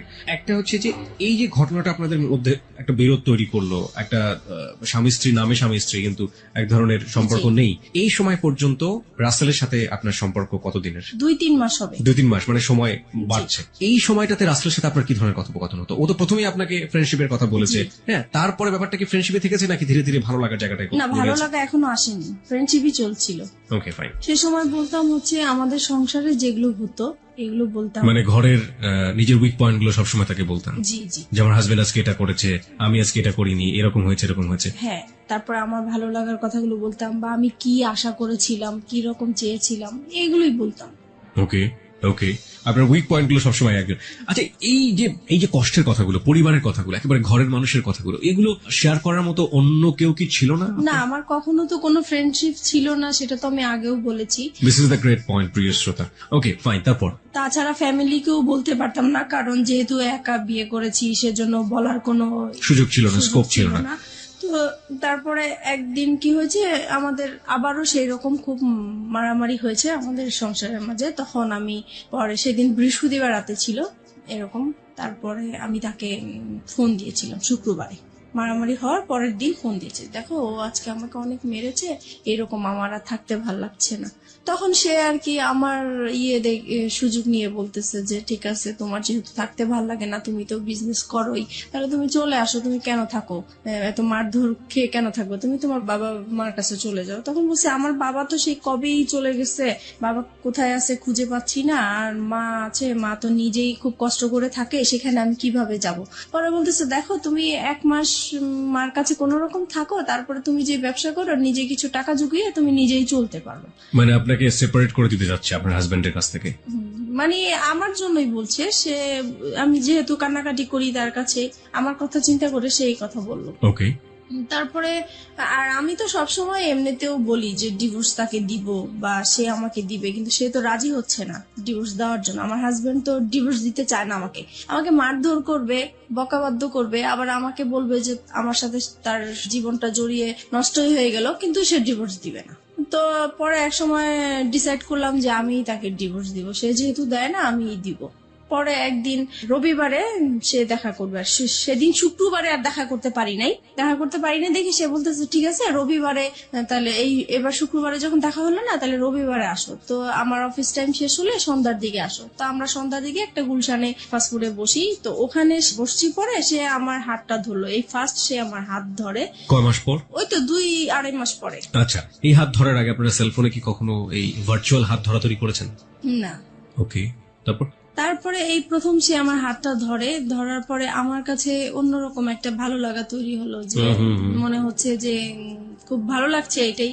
তারপরে হঠাৎ করে সে আমাকে বলতেছে দেখো আমি আসলে তোমার প্রেমে পড়ে গেছি, আমি আর তোমাকে ছাড়া থাকতে পারছি না। তখন আমিও মানে কান্নাকাটি করতেছি, যে সেহেতু আমাকে মারধর করেছে সেটা বলতেছি আর কান্না করতেছি। পরে সে আমার আর কি মাথায় হাত বুলিয়ে দিচ্ছে, পরে বলতেছে দেখো আর ধৈর্য ধরো, 6টা মাস তুমি ধৈর্য ধরো, তারপরে আমি 6 মাস পরে তোমার একটা ব্যবস্থা করব। তখন আমি জিজ্ঞেস করলাম ব্যবস্থা মানে কি বুঝাতে চাচ্ছ? তো বলতেছে আমরা একসাথে থাকবো। তুমি কি আমাকে ভালোবাসো? বলছে হ্যাঁ আমি তোমাকে ভালোবাসি। তো এইভাবেই হোক আমাদের পরে। আপনি তাকে ভালোবাসতেন ওই সময়টাতে? ওই বলার পর থেকে আমি প্রশ্ন করেছি যে আমার তো আসলে বিশ্বাস হচ্ছে না, তুমি আমাকে কিভাবে ভালোবাসো, আমার বিয়ে হয়েছে, বাচ্চা আছে, তোমার মতো আনম্যারিড ছেলে তো আমাকে কখনোই ভালোবাসার কথাই না। তো বলতেছে মানুষের ভালো লাগা তো কত রকমই হতে পারে, এটার তো শেষ নাই, তোমাকে আমার ভালো লাগছে, আমি তোমাকে বিয়ে করব, তবে আমার জন্য তোমাকে 6 মাস অপেক্ষা করতে হবে। তো আমি বলতেছি এত বছর যেহেতু কষ্ট করে আসছি, আমি 6 মাস পর্যন্ত কষ্ট করতে পারবো। তো এই বলে আমরা চলে আসছি। তারপর থেকেই আমাদের ভালোবাসা আসলে শুরু হয়। তারপরে ফোনে একের পর এক কথা বলা হয়, খুব ভালো লাগে। তখন আপনার হাজবেন্ডের সাথে? আপনি? জি, হাজবেন্ডের সাথে। তারপরে থেকে মানে সে কথা না বললে আমার খুব কষ্ট হয়, যেদিন ফোন করতে না পারি সেদিন খুব কষ্ট হয়, দেখা করতে না পারলে কষ্ট হয়। তারপর থেকে আমরা কি করি, প্রত্যেক দিন দেখা করি। এতদিন তো শুক্রবার ছিল, এখন প্রত্যেক দিন তার অফিস টাইমে যাওয়ার পথে আমার বাসা পড়ে, তো আমি বাসার সামনে দাঁড়িয়ে থাকি, সে চলে যায়, ওইটুকুই দেখা, মানে ওইটা দেখা করলেই মনে হয় যে অনেকটা শান্তি লাগে। ওইটুকু না দেখতে পারলেও খুব খারাপ লাগে, রাতে ঘুম হয় না। তো এভাবেই চলতে থাকে। You fall in love like this? এইভাবে আপনি এরকম ভাবে আপনার হাজবেন্ড থাকা অবস্থায়, আপনার বাচ্চা থাকা অবস্থায় আপনি? জি। This kind of love, like 16 years love. কিশোরী মেয়েরা যেভাবে প্রেমে পড়ে, একটা ছেলে সামনে দিয়ে না গেলে ঘুম হচ্ছে না রাতের বেলা। জি জি, আমার ওই প্রথম যখন আমার হাজবেন্ডের সাথে যে রকম ফিলিংস কাজ করছিল, ওর বেলাও আমার সেম হচ্ছিল। তখন কি আপনার মনে হয়নি যে জীবনে একটা ভুল করেছে আর একটা ভুল করতে যাচ্ছি? তখন আমি বলতাম যে দেখো ও তো আমাকে সবকিছু জেনে শুনে ও বিয়ে করেছিল, তারপরেও কিন্তু ও আমাকে টর্চার করতেছে এখনো। তো ও আমাকে বলতো দেখো ও তো অশিক্ষিত, ওর ফ্যামিলি অশিক্ষিত, সেই জন্য ও এরকম করে, আমি করব না, তুমি আমার উপর বিশ্বাস আনতে পারো, সবাই তো একরকম না। তারপর যাই হোক, ওর কিছু কথা ছিল যে এগুলো শুনলে আমি খুব ভরসা পেতাম, আমি বিশ্বাস করতে চাইতাম। মানে ওর কথা, ও যখন কথাগুলো বলতো আমার খুব বিশ্বাস করতে ইচ্ছা করতো, ওর কথাগুলো আমার ভালো লাগতো, মনে হতো যে সত্যিই বলছে বা এরকম কিছু। তারপরে বাসায় চলে আসলাম। বাসায় আসার পরে হচ্ছে এখন আমার হাজবেন্ডের বিজনেসটা ভালো যাচ্ছে না, তো ও ঠিক মতো ঘরে বাজার টাজার করছে না, তাছাড়া যেটা প্রয়োজন হয় সেগুলো হচ্ছে না। মাঝখানেও বলতেছি কি যে বাসাটা ছেড়ে দিব, বাসাটা এত ভাড়া আমি বয়ে নিতে পারছি না, আমার খুব কষ্ট হচ্ছে, আমি বাসাটা ছেড়ে দিব। তখন আমি বলতেছি এত সুন্দর বাসা, আমরা তো পাওয়া যাবে না, তো এটাই থাকি না, কষ্ট টষ্ট করে থাকি, দরকার হলে আমরা একটা রুম সাবলেট ভাড়া দিই, তবু এখানে থাকি, এখানে সবকিছু ফ্যাসিলিটি ভালো, এখানেই থাকবো। ওর কথা হলো না, এখান থেকে যাবো, যেতেই হবে, কারণ আমার খুবই সমস্যা। তো যাই হোক, আমার আর ওই জায়গাটা আমি ছাড়তে চাচ্ছিলাম না। কেন? কারণ আমার যে বিজনেসটা ওই জায়গার মধ্যেই, ওখানের আমার খুব ভালো হতো বিজনেসের জন্য। এখন ও চলে যাবে হচ্ছে অন্য জায়গায় চলে যেতে চাচ্ছে, ওই জায়গাটা আমার পছন্দ না, তাই আমি যাব না। এগুলো নিয়ে আবার সেই ঝগড়াঝাটি হয়। পরে এক সময় আমি তাকে খুব মানে কড়া করে বলি যে যদি তুমি এই বাসা ছাড়ো তাহলে আমাকে ছাড়তে হবে, আর যদি আমাকে না ছাড়ো তাহলে বাসা এটা ছাড়া যাবে না। তো এখন ও কি করবে বুঝতেছে না, এখন ও ওর কথাই রাখলো যে না, বাসা ছেড়েই দিব। পরে যাই হোক, বাসা ছেড়ে দিছে। বাসা ছেড়ে দেওয়ার পরে দেখি যে লোকজন আসতেছে বাসা নেওয়ার জন্য, দেখার জন্য। তখন আমার খুব খারাপ লাগলো যে আমি বললাম কথাটা, আমার কথাটা সে রাখলো না। আমি তো তার কাছ থেকে এমন কিছু আশা করিনি, বাসাটা বলছি। তখন সে বাসাটা ছেড়ে দিছে। পরে আমি তাকে বললাম, দেখো বাসা এখনো সময় আছে, তুমি বাসাটা আবার বাড়িওয়ালার কাছ থেকে সময় নিয়ে নাও, নাহলে কিন্তু আমি সত্যি সত্যি এবার চলে যাবো। সে বলতেছে তুমি চলে গেলে চলে যাও, আমার কোনো সমস্যা নেই, তোমার মতো মেয়ে আমার দরকার নেই। তখন আমি আর কি মানে ডিসাইড করলাম যে না, আমি আসলেই চলে যাবো, এখান থেকে থাকবো না। যেহেতু এখানে আমার একটা বিজনেসের একটা রাস্তা হয়েছে, সেটাই যদি বন্ধ হয়ে যায় তাহলে আমার ওর সাথে থাকার কি দরকার। আমি তো এই বিজনেসটা নিয়েই আসি, কারণ আমার সংসার অশান্তি। আমি বিজনেসটা, আমি কাজে ব্যস্ত থাকি, আমার যাও একটু ভালো লাগে, আর তার সাথে ফোনে কথা বলি, দেখা করি, এই আমার ভালো লাগা নতুন সৃষ্টি হয়েছে, এটা কেন নষ্ট হবে। তো এই কারণে আমি পরে ওই যে বাসাটা আমাদের জানুয়ারি মাসে ছেড়ে দেয়। তারপরে আমি চলে যাব বলে আমার জিনিসপত্র গুছাতে থাকি। তো সেও আমার জিনিসগুলো গুছানোর জন্য হেল্প করে। সে এমনকি আমার জিনিসগুলো মানে একটা ভ্যানে উঠিয়ে আমার বাবা বাড়ির দিকে পৌঁছে দিচ্ছে। তো আমার কথা হলো, সে যদি আমাকে আটকাই রাখতে চায় তাহলে কেন আমার জিনিসগুলো আলাদা করে দিবে, কেন আমাকে যাওয়ার জন্য সাহায্য করছে? নিশ্চয়ই সেও চায় আমি চলে যাই। সে আমাকে কোনো বাধা দেয় নাই। আমি এইভাবে বাবার বাড়ি চলে আসছি। এখন বাবার বাড়ি মানে মার বাসায় চলে আসছি। মার বাসায় আসাতে এখন সে পরে আমার মার কাছে এসে বলতেছে যে আপনার মেয়েকে আপনি জায়গা দিচ্ছেন, আপনার মেয়ে কিন্তু আমাকে ছেড়ে চলে আসছে, এখন আমি আপনাদের নামে কেস করব। আপনার মেয়ে আমার যত টাকা পয়সা গয়নাগাটি সবকিছু নিয়ে চলে আসছে, আমি আপনাকেও জড়াই দিব আপনি যদি আপনার মেয়েকে জায়গা দেন। এখন মা তো মানে প্রচুর রাগারাগি করতেছে আমার উপরে যে তোমরা নিজেরা কাজ করে এখন আমার উপরে বিপদ ফেলতেছো। এখন এই লোক তো ভালো না, সে যেটা বলে সেটাই করবে। এখন আমি কি করব? আমার তোমার বাবা নাই, তোমার একটা বড় ভাই নাই, আমাদের কোনো গার্ডিয়ান নাই, তাহলে এখন কে দেখবে আমাকে? এখন তুমি আমার বাসায় থাকতে পারবে না। তো এখন থাকতে পারবে না, এখন আমি কোথায় যাব? ওকে ছেড়ে আসছি, এখন আমার যাওয়ার জায়গা নাই, যেহেতু আমাদের কোনো রিলেটিভও নাই। তো কি করব আমি? পরে আমি ওকে ফোন দিলাম, আমি যার সাথে ভালোবাসার সম্পর্ক হয়েছে তাকে ফোন দিয়েছি।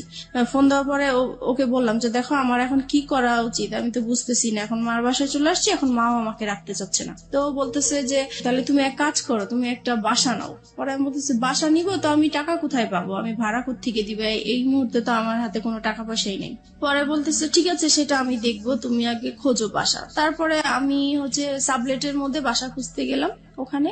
তো ওখানে গিয়েছি, সবাই জিজ্ঞেস করে আপনি কি করেন? তো আমি বলেছি যে পড়াশোনা করি, কারণ বিয়ে হয়েছে এগুলো আমি বলি নাই, সবকিছুই লুকিয়ে গিয়েছি। তো বলতেছে যে একা একটা মেয়েকে তো আমরা বাসা ভাড়া দিতে পারি না, হয় হাজবেন্ড। একা কেন নিবেন? কারণ আপনার সঙ্গে তো আপনার সন্তান আছে। সন্তান আপনার হাজবেন্ডের কাছে, সন্তানদেরকে রেখে চলে আসছে আপনার হাজবেন্ডের কাছে আপনার সন্তান। ওকে ফাইন, হ্যাঁ তারপর বলুন। তারপরে যেটা হচ্ছে যে এখন কেউ আমাকে একা বাসা ভাড়া দিতে চাচ্ছে না। তারপরে আমি আবার তাকে ফোন দিই, রাসেলকে ফোন দিচ্ছি যে দেখো আমাকে তো কেউ একা বাসা ভাড়া দিতে চাচ্ছে না। তখন সে বললো যে ঠিক আছে, তাহলে তুমি বলো যে তোমার বিয়ে হয়েছে কিন্তু তোমার হাজবেন্ডের বাড়ি এখনো মেনে নিচ্ছে না, তাই হাজবেন্ড মাঝে মাঝে আসবে, তুমি আপাতত একাই থাকবে। পরে এই কথার ভিত্তিতেই আমি আবার গেলাম, তারপরে একটা বাসা পেয়েও গেছি। তারপরে ওখানে উঠলাম, সবকিছু নিয়ে ওখানে উঠলাম। মাকেও বললাম যে আমি এরকম এরকম জায়গায় বাসা নিয়েছি, কিন্তু বাসাটা চিনাইনি, জাস্ট বলেছি যে এখানে বাসা নিয়েছি। তারপরে যাই হোক মার কাছ থেকে চলে আসছি ওখানে। তারপরে মার প্রতি তো একটু রাগ আছেই যে আমাকে জায়গা দিল না। তারপরে এখন যেহেতু রাসেলকে হাজবেন্ড হিসাবে পরিচয় করিয়ে দিয়েছি আমি ওখানে, আর এতদিন আমরা বাইরে বাইরে ঘুরতাম, তো এখন মনে হয়েছে নিজের কাছে যে এখন যেহেতু নিজেদের বাসা হয়েছে, কেউ এখন আসবে না, কেউ জানবে না, আর সবাই জানে হাজবেন্ড, তাহলে বাসায় আসলে সমস্যা কি? তারপরে আমার এই বাসায় আসা শুরু হলো রাসেলের। জি, রাসেলের। প্রিয় শ্রোতা, আমরা এই জায়গাটায় ছোট্ট একটা বিরতি নিচ্ছি। ভুল এবং অপ্রিয় সত্যের একেবারে মাঝ নদী, যদি বলি একটা নদী, সেটার মাঝ নদীতে নৌকা ডুবছে, সেরকম একটা জায়গাতে আমরা রয়েছি এই মুহূর্তে। হাজবেন্ড আছে, সন্তান আছে, নিজের ব্যবসা আছে এবং ফ্যামিলি আছে, সবকিছুর পরেও নিজের মনের ক্ষুধা এবং ভালোবাসার জায়গাটাতে, এবং যে ভালোবাসা এথিক্যাল পয়েন্ট অফ ভিউ থেকে পাপ বা অনৈতিক, সেই রকম একটা জায়গাতে জেনে শুনে বুঝে লম্বা একটা সময় ধরে এরকম একটা ভুল, যা একেবারেই মানা যায় না। কিন্তু কথা হচ্ছে, সে তো ভুল করেছে কিংবা অপরাধ করেছে, সে কারণে সে কিন্তু যাহা বলিব সত্য বলিবতে এসছে। এরকম ভুল এবং অপরাধের মধ্যে যারা আছেন, তাদের জন্যই কিন্তু আজকের এই মিতা। প্রিয় শ্রোতা, আমরা ছোট্ট একটা বিরতি নিতে চাই, ঠিক 4 মিনিটের বিজ্ঞাপন বিরতি। এরপরে আমরা আবারও ফিরে আসছি যাহা বলিব সত্য বলিবতে। রাসেলের আপনার বাসায় আসা খুব বেশি সহজ হয়ে গেল, এবং রাসেলকে আপনি পরিচয়ও করিয়ে দিলেন যে ইনি হচ্ছে আপনার হাজবেন্ড। তার আগ পর্যন্ত রাসেলকে আপনি কতটুকু চিনতেন অ্যাজ এ হিউম্যান বিং হিসেবে, তার পরিবার সম্পর্কে এবং তার বাসা কোথায়, কি অবস্থা, ডিটেল কিছু জানতেন? তার বাসা কোথায় সেটা জানতাম, কিন্তু ওনার পরিবারের কারোর সাথেই আমার কখনোই কথা হয় নাই, ইভেন দেখাও হয় নাই। উনি যে কারণটা দেখাতো যে তোমার বিয়ে হয়েছে, বাচ্চা হয়েছে, এই মুহূর্তে যদি আমি কারোর সাথে পরিচয় করিয়ে দেই, তাহলে আমাদের সম্পর্কটা আর কন্টিনিউ করতে দিবে না, এখানেই স্টপ হয়ে যেতে হবে, তখন তুমিও কষ্ট পাবো, আমিও কষ্ট পাবো, আমরা এইভাবেই লুকিয়ে থাকি, যখন হয়ে যাবে তখন আমরা সবাইকে জানাবো। এবং এগুলো আপনি অন্ধের মতো বিশ্বাস করতেন? জি। তারপরে যেটা হচ্ছে যে এখন সে প্রত্যেক দিন বিকেলবেলায় আমার বাসায় আসে, অফিস শেষ করে বাসায় আসে, 8টার দিকে চলে যায়, এভাবেই কন্টিনিউ করতে থাকি আমরা। তারপরে এক সময় সে বলতেছে, আচ্ছা তুমি তো তোমার হাজবেন্ডকে ডিভোর্স দাও নাই, তাহলে এখন যদি এই বিষয়টা কারোর সামনে আমাদের প্রকাশ হয়ে যায়, তাহলে তো তুমিও এখানে বিপদে পড়বে, আমিও বিপদে পড়বো, তোমার তো ডিভোর্স দেওয়া উচিত। তখন আমি হচ্ছে ডিভোর্স দিতে তো টাকা লাগে, এখন আমার কাছে টাকা নাই, তো বলতেছে তুমি কারো কাছ থেকে এখন টাকা পয়সা আনো, আমি দিয়ে দিব। তো আমি আমার বোনের কাছে গেলাম, তো ওকে বললাম যে আমাকে কিছু টাকা পয়সা লোন দে, আমি ডিভোর্স দিয়ে তারপরে পরে আমি তোকে দিয়ে দিব। তো ও আমাকে টাকাটা দিল, দেওয়ার পরে আমি ডিভোর্স দিতে যাব, একটা অ্যাডভোকেটের সাথে কথা হয়েছে আমার। তো সেই মুহূর্তে আমার হাজবেন্ড আমাকে ফোন দিয়েছে, ফোন দিয়ে বলতেছে তুমি তো চলে গেছো বাচ্চাদেরকে রেখে, এখন ওদেরকে তো আমি সামলাতে পারছি না, কান্নাকাটি করছে, তুমি আসো। তো আমি আসো মানে আমি তো চলেই গেছি একেবারে, আসবো আবার কোত্থেকে, আমি আর আসবো না। আপনার ওই সময় আপনার বাচ্চার কথা মনে পড়তো না? টু বি অনেস্ট, বাচ্চার কথা মনে পড়তো, কষ্ট লাগতো, কিন্তু মনে হতো যে সবসময় যে আমি আগে সেভ হয়ে নেই, তারপরে আমি একটা সময় আমার বেবিদেরকে আমি আমার কাছে নিয়ে আসবো। তারপরে হচ্ছে পরে আমি বলতেছি, ওকে বলছি যে আমি তো তোমাকে ডিভোর্স দিব, আমি আর আসবো না তোমার কাছে। তখন সে আমাকে বলতেছে, দেখো তুমি এতদিন যেহেতু কষ্ট করেছো, আর কটা দিন কষ্ট করো, আমার মেয়েটার তো ফাইনাল এক্সাম, এই এক্সামটা শেষ হোক, তারপরে তুমি আমাকে ডিভোর্স দাও। তো আমি রাজি হয়ে গেছি। রাসেল তারপরে এটা এগ্রি করে নিচ্ছে তার জায়গা থেকে। ইজ ইট প্লেটোনিক লাভ? প্রথম কথা হচ্ছে, লাভ তো ব্লাইন্ড। আপনারা যখন কমিটমেন্টের জায়গাটায় চলে গেছেন যে আপনারা বিয়ে করবেন বা অমুক জায়গায় করবেন, তখন কোনোভাবেই রাসেলের জায়গাটা থেকে এটা আসা কোনোভাবেই সম্ভব ছিল না। রাসেল যেটা পারমিশন দিচ্ছে সেটা হচ্ছে আপনার সাথে আপনার হাজবেন্ডের কিছুটা সময় স্পেন্ড করা। আলটিমেটলি তো এটাই। এটা যদি আপনাকে লাভ করে থাকে, সেটা কিভাবে সম্ভব? ওকে ফাইন, আমি জানি না, বাট আমার কাছ থেকে যেটা মনে হয় ব্যক্তিগত জায়গা থেকে, if it is really love, then এটা সম্ভব ছিল। যাই হোক, কি হয়েছে না হয়েছে আমরা সামনের দিকে একটু যাই, কিন্তু খুব কনফিউজ হয়ে যাচ্ছি। তারপরে যেটা হয় হচ্ছে আমি আসা যাওয়া করতে থাকি আমার হাজবেন্ডের বাসায়। তারপরে এক সময় সে আসলে এটা একটা চালাকি করে আমার সাথে এই কাজটা করেছে। আমার মেয়ের এক্সামের যেই বিষয়টা, আসলে এটা পুরোপুরি তার একটা চালাকি। ওই আমি যেই টাইমটা তার বাসায় আসা যাওয়া করতাম, সে আমাকে ফলো করতো যে আমি আসলে কোত্থেকে আসি, কোথায় যাই। এইটা ধরার জন্যই সে ইয়েটা করেছে। তো যাই হোক, এক সময় আমি যখন ওই বাসা থেকে চলে যেতাম, তখন সে পিছে পিছে আমার যে এইভাবে সে আসলে জানতে পারে যে শেষ পর্যন্ত আমি কোথায় আছি। তারপরে আরেকদিন ফোন দেয় যে বলতেছে, ওরা তো অনেকদিন ধরে না খেয়ে আছে, আমি তো রান্না বান্না করতে পারছি না, তুমি আজকে এসে একটু রান্না করো, আমাকে এই বলে নিয়ে আসলো। যাই হোক, আমি বাসায় আসলাম, রান্না বান্না করলাম। এখন বলতেছে, আমি তো খুব অসুস্থ, তুমি এক কাজ করো, ওদের এখানে থাকো, আমি ডাক্তার দেখিয়ে তারপরে তুমি আজকে থেকে যাও, কালকে যেও। পরে আমি তো থাকবো না, কোনো মতেই থাকবো না। পরে বলতেছে, না তোমাকে আজকে থাকতেই হবে। তো যাই হোক, আমি সেদিন রাতে ছিলাম। পরে এখানে কি হয়েছে, আমার ফোন থেকে আমার হাজবেন্ডের ফোনে ডাইভার্ট করা হয়, যেটা মানে আমার ফোনে যে কলগুলো আসবে সেটা ও টের পাবে, SMS যেটা আসে সেটা টের পাবে, ও এরকম একটা মানে কাজ করেছে। তো আমার ফোনে কখন ফোন আসে কখন কি হয় সেটা ও টের পায়, কিন্তু আমি এটা বুঝতে পারিনি এই বিষয়টা। এভাবে আসলে পরে রাসেলের নাম্বার জেনে গেছে ও, ট্র্যাকিং করেছে আপনাকে। জি। তো সেদিন রাতে আমাকে থাকতে বলেছে, তো সেদিন হচ্ছে ও হসপিটাল থেকে আসছে, আসার পরে আমাকে বলতেছে যে আমার সাথে এখন তোমার ইয়ে করতে হবে, মানে ওকে, সে তার স্বামীর সম্পর্ক হ্যাঁ। অধিকার চেয়েছে। হ্যাঁ। তারপরে আমি বলতেছি যে না, আপনার সাথে তো আমি এটা করব না, কারণ আপনি করে বলা শুরু করেছেন তখন? তখন আপনি করেই বলতাম। তারপরে বলতেছি যে না, আমি তো আপনার সাথে এই কাজ করতে পারবো না। তখন বলছে কেন করতে পারবো না, তুমি এখন পর্যন্ত আমার ওয়াইফ। পরে আমি বলেছি যে না, আমি করব না তো করবোই না। এখন করব না দেখে সে আমাকে প্রচুর মারধর করলো, যে মশা মারে যে ব্যাট গুলো আছে সেই ব্যাট দিয়ে আমাকে পুরো ব্যাটটা ভেঙে ফেলে আমার শরীরের উপরে। পরে আমার নখ উল্টে যায়, আমার শরীর থেকে রক্ত পড়তে থাকে টপ টপ করে, অনেক মারলো। তারপরে আমাকে বলতেছে যে তুই কোথায় কি করিস, কোথায় থাকিস, সবকিছুই আমি জানি। নাও কাম টু দ্য পয়েন্ট। এতদিন তুই আমাকে এই আমার সাথে কোনো শারীরিক সম্পর্ক করিসনি, সেটার কারণটা আমি এখন খুঁজে পাইছি।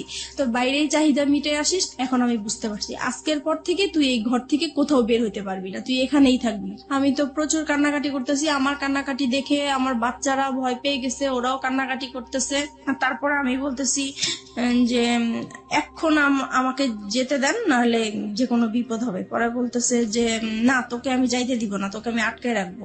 আমার মোবাইল, আমার পার্স সবকিছু লক করে দিয়ে, আমাকে পর্যন্ত লক করে দিয়ে সে কোথায় কোথায় জানি 2 দিন ঘুরে আসলো।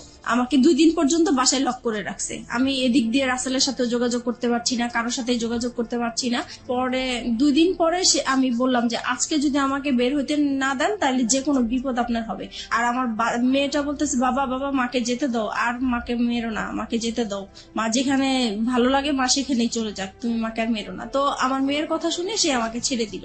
তারপরে আমার মোবাইল, আমার পার্স দিল, আমি চলে আসছি। এই ফাঁকে সে কি করেছে, এই যে 2টা দিন সে যে বাইরে ছিল, সেই 2টা দিন হচ্ছে যে আমি যেই বাসায় ছিলাম সেই বাসায় এসে সে সবকিছু দেখিয়েছে। আমার বাচ্চা আছে, আমার বিয়ে হয়েছে, তার সাথে সবকিছু তাদেরকে দেখিয়ে বলছে যে সে এখন পরকীয়া করে এই লোকটার সাথে এখন থাকতেছে, আপনারা যদি আমাকে হেল্প করেন তাহলে আমি তাদেরকে একসাথে ধরতে চাই। তো আমার যে বাসায় আমি ভাড়া নিয়েছি সেই বাড়িওয়ালার ওই এলাকার কিছু বকাটে ছেলেদেরকে হাতে করেছে। তারপরে হচ্ছে আমি বলতেছে যে ও যখনই আপনার বাসায় আসবে সাথে সাথে আমাকে ফোন দিবেন, আমি চলে আসব।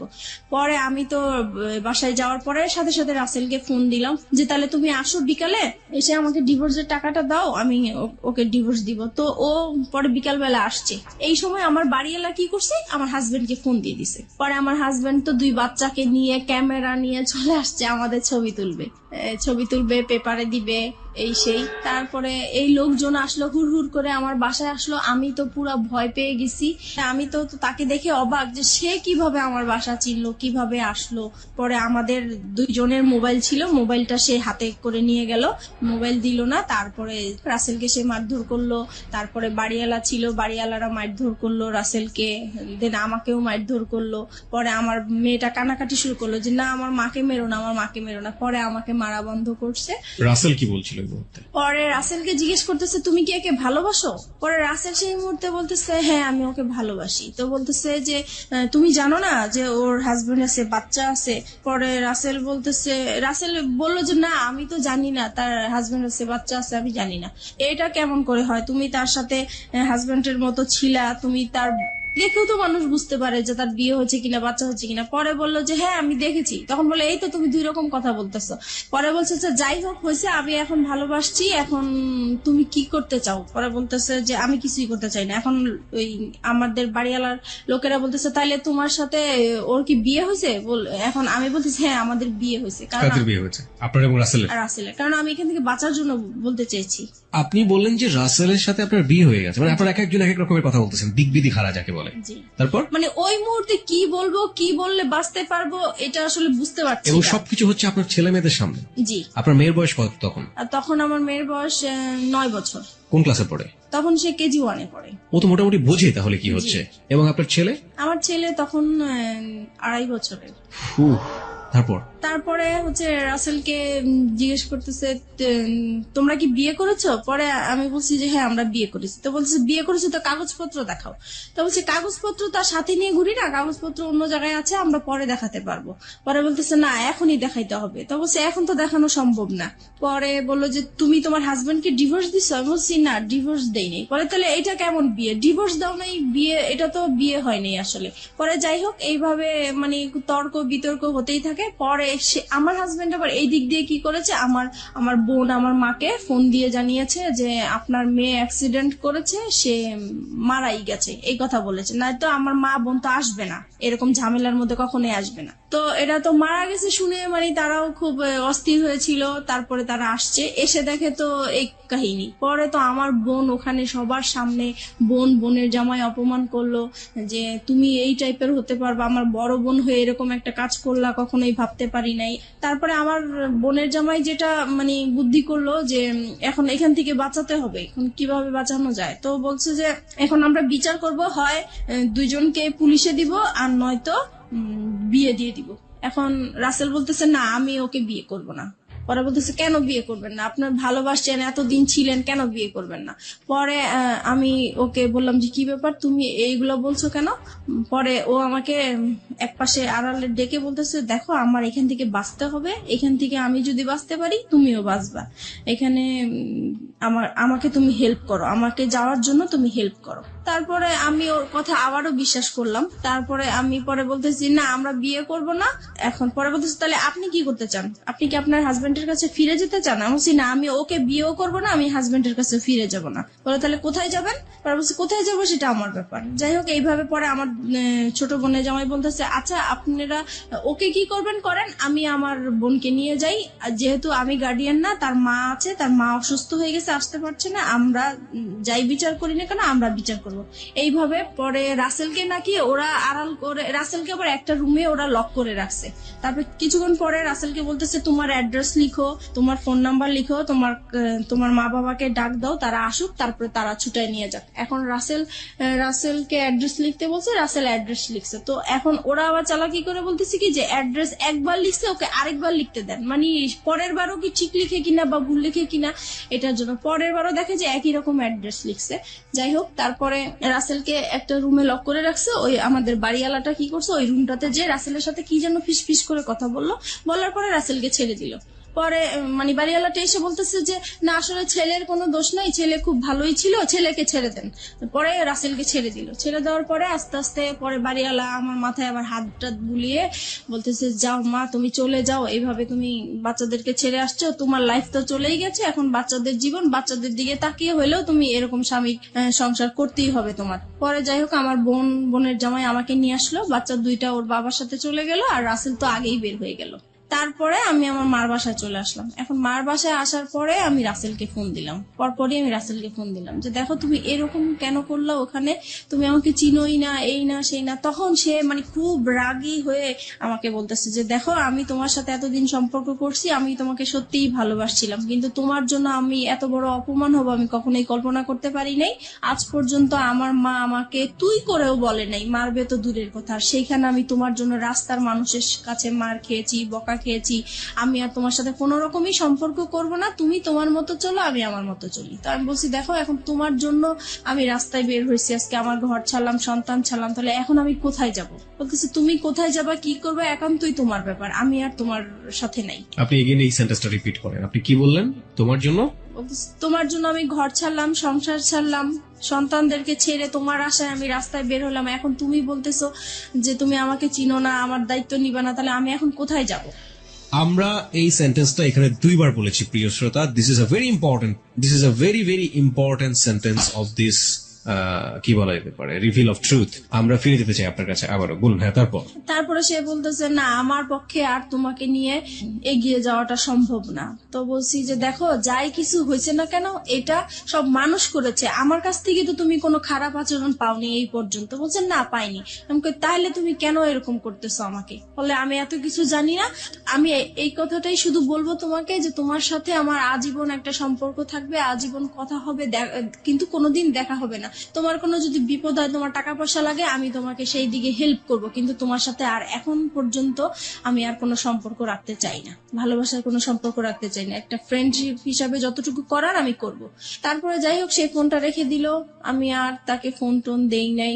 আমার মন খুব খারাপ। এইদিকে মা আমাকে প্রচুর গালাগালি করতেছে, আমার ছোট বোন আমাকে গালাগালি করতেছে, আমার খুবই খারাপ লাগতেছে। শুধু মনে হচ্ছে যে আমার এখন মরে যাওয়াই উচিত, এছাড়া আর কিছু করা উচিত না, কিন্তু কি আর করবো বুঝতেছি না। একদিন পরে আমি তাকে আবার ফোন দেই, রাসেলকে ফোন দেই, খুব কান্নাকাটি করে আমি তাকে বলতেছি, দেখো যেভাবেই হোক তুমি আমাকে ভুল বুঝো না, তুমি এখন আমি কি করবো, আমি তোমাকে ছাড়া বাঁচবো না, তোমাকে এত ভালোবেসে ফেলছি, আমি তোমাকে ভুলতেও পারছি না, ভোলা সম্ভব না, আমি এখন কি করব, তুমি একটা উপায় আমাকে দাও, তুমি যেভাবেই হোক তুমি একটা কিছু করো। ওরা বলতেছে, না আমি আর কোনো মতেই তোমার সাথে সম্পর্ক কন্টিনিউ করতে চাই না। অনেক বুঝিয়েছি, সে কোনোভাবেই কিছু করবে না। যাই হোক, আমি পরে কি করব, বাসায় এইভাবেই আসি। মা আমাকে বলতেছে যে তুমি এখন আমার ঘর থেকে বের হয়ে যাও, তোমার মতো মেয়ে আমার দরকার নাই, যেখানে আমাদের এই এলাকার মধ্যে কোনোদিন কেউ একটা খারাপ কথা বলতে পারে নাই। আজকে তোমার জন্য এলাকা তোমার হাজবেন্ড যখন আইসা বলছে যে তুমি মারা গেছো, আমি রাস্তায় ছিলাম, সেই রাস্তার মধ্যে আমি অজ্ঞান হয়ে পড়ে গেছি, সেখানে মানুষজন জিজ্ঞেস করছে কেন এরকম হয়েছে, সবাই জেনে গেছে, এখন আমি এই মুখ আমি কিভাবে দেখাবো, তোমার জন্য আজকে আমি এত অপমান হলাম, আমি তোমার মতো মেয়ে আমার দরকার নাই, এরকম বললো। পরে এখন আমি ভাবছি কি মার রাগ উঠেছে, হয়তো রাগ কমে গেলে পরে ঠিক হয়ে যাবে, কিন্তু না, একদিন দুদিন হয়ে গেল, সে আমার সাথে কোনো কথাও বলে না, আমি খেয়েছি কিনা সেটাও জিজ্ঞেস করে না। পরে আমার কাছে খুবই খারাপ লাগলো। পরের দিন সকালবেলা সে কি করলো, আমার যত জিনিসপত্র আছে সবই সে ঘর থেকে বের করে দিল। এখন আমাকেও বলতেছে যে এখন বের হয়ে যাওয়ার জন্য। পরে শেষ মুহূর্তে আমি আবার রাসেলকে ফোন দিলাম যে দেখো আমি তো মার বাসায় আশ্রয় নিলাম, এখন মাও আমাকে বের করে দিচ্ছে, এখন আমি কি করব। বলে তুমি কি করবে এটা তোমার ব্যাপার, তুমি আজকের পর থেকে আমাকে আর ফোন দিবা না। তারপরে এইভাবে এখন আমি কি করব, পরে শেষ পর্যন্ত আমি আমার হাজবেন্ডকে ফোন দিলাম। এখন চিন্তা করলাম যে আমার তো আর কোথাও যাওয়ার জায়গা নাই, এখন আমার সেইখানে ছাড়া আর কোথাও যাওয়ার জায়গা নাই, কি করব এখন। পরে ওকে ফোন দিলাম, ও বলতেছে যে তুমি এখন কি করতে চাও। এখন বলছি যে আমি আপনার সংসারে ফিরে যেতে চাই। বলছে যে ঠিক আছে তাহলে আসো, তোমার জন্য তো আমার রাস্তা সবসময় খোলা। তখন আমি বলছি যে একটা শর্ত আছে। বলতেছি কি শর্ত। আমি বলছি কি আপনার সাথে আমি মানে যাব, আবার নতুন করে সংসার করব, ঠিক আছে, কিন্তু আমি আপনার সাথে কোনো স্বামী স্ত্রী সম্পর্ক রাখতে পারবো না। পরে বলছি এটা কেমন কথা, মানে হাজবেন্ড ওয়াইফ থাকবো, সবাই জানবে, অথচ তোমার আর আমার মাঝে স্বামী স্ত্রী কোনো সম্পর্কই থাকবে না, এটা তো হবে না। পরে আমি বলছি না, এটা যদি মেনে নেন তাহলে আমি আপনার সংসারে ফিরে যাবো, নাহলে যাবো না। পরে সে বললো যে ঠিক আছে আমি রাজি। এখন সে হুট করে রাজি হয়ে গেল। যাই হোক, আমি যে উকিলের কাছে গিয়েছিলাম ডিভোর্সের জন্য, সেখানে যে আবার ক্যান্সেল করলাম, দুইজনে গেলাম, পরামর্শ নিলাম। উকিল বলল যে তোমরা ভালো হয়ে চলো, যে কোনো বিপদ হলে আমাকে আবার ফোন দিও। এত কিছুর পরও আপনার হাজবেন্ড আপনাকে মানলো, মেনে নিল। এবং এই মেনে নেওয়াটাকে আপনি ওই মুহূর্তে কি হিসেবে দেখেছেন? ওই মুহূর্তে দেখেছি যে না, আসলে সেই ভালো, আমি যত অন্যায় করেছি কিন্তু সে তো আমাকে মেনে এবং আপনি এমন একটা কন্ডিশন তাকে দিলেন যেটা কোনো হাজবেন্ডই কখনোই মানবে না। আপনি সেই কন্ডিশনও সে মেনে নিল এত কিছুর পরে। জি। তারপরে গেলাম।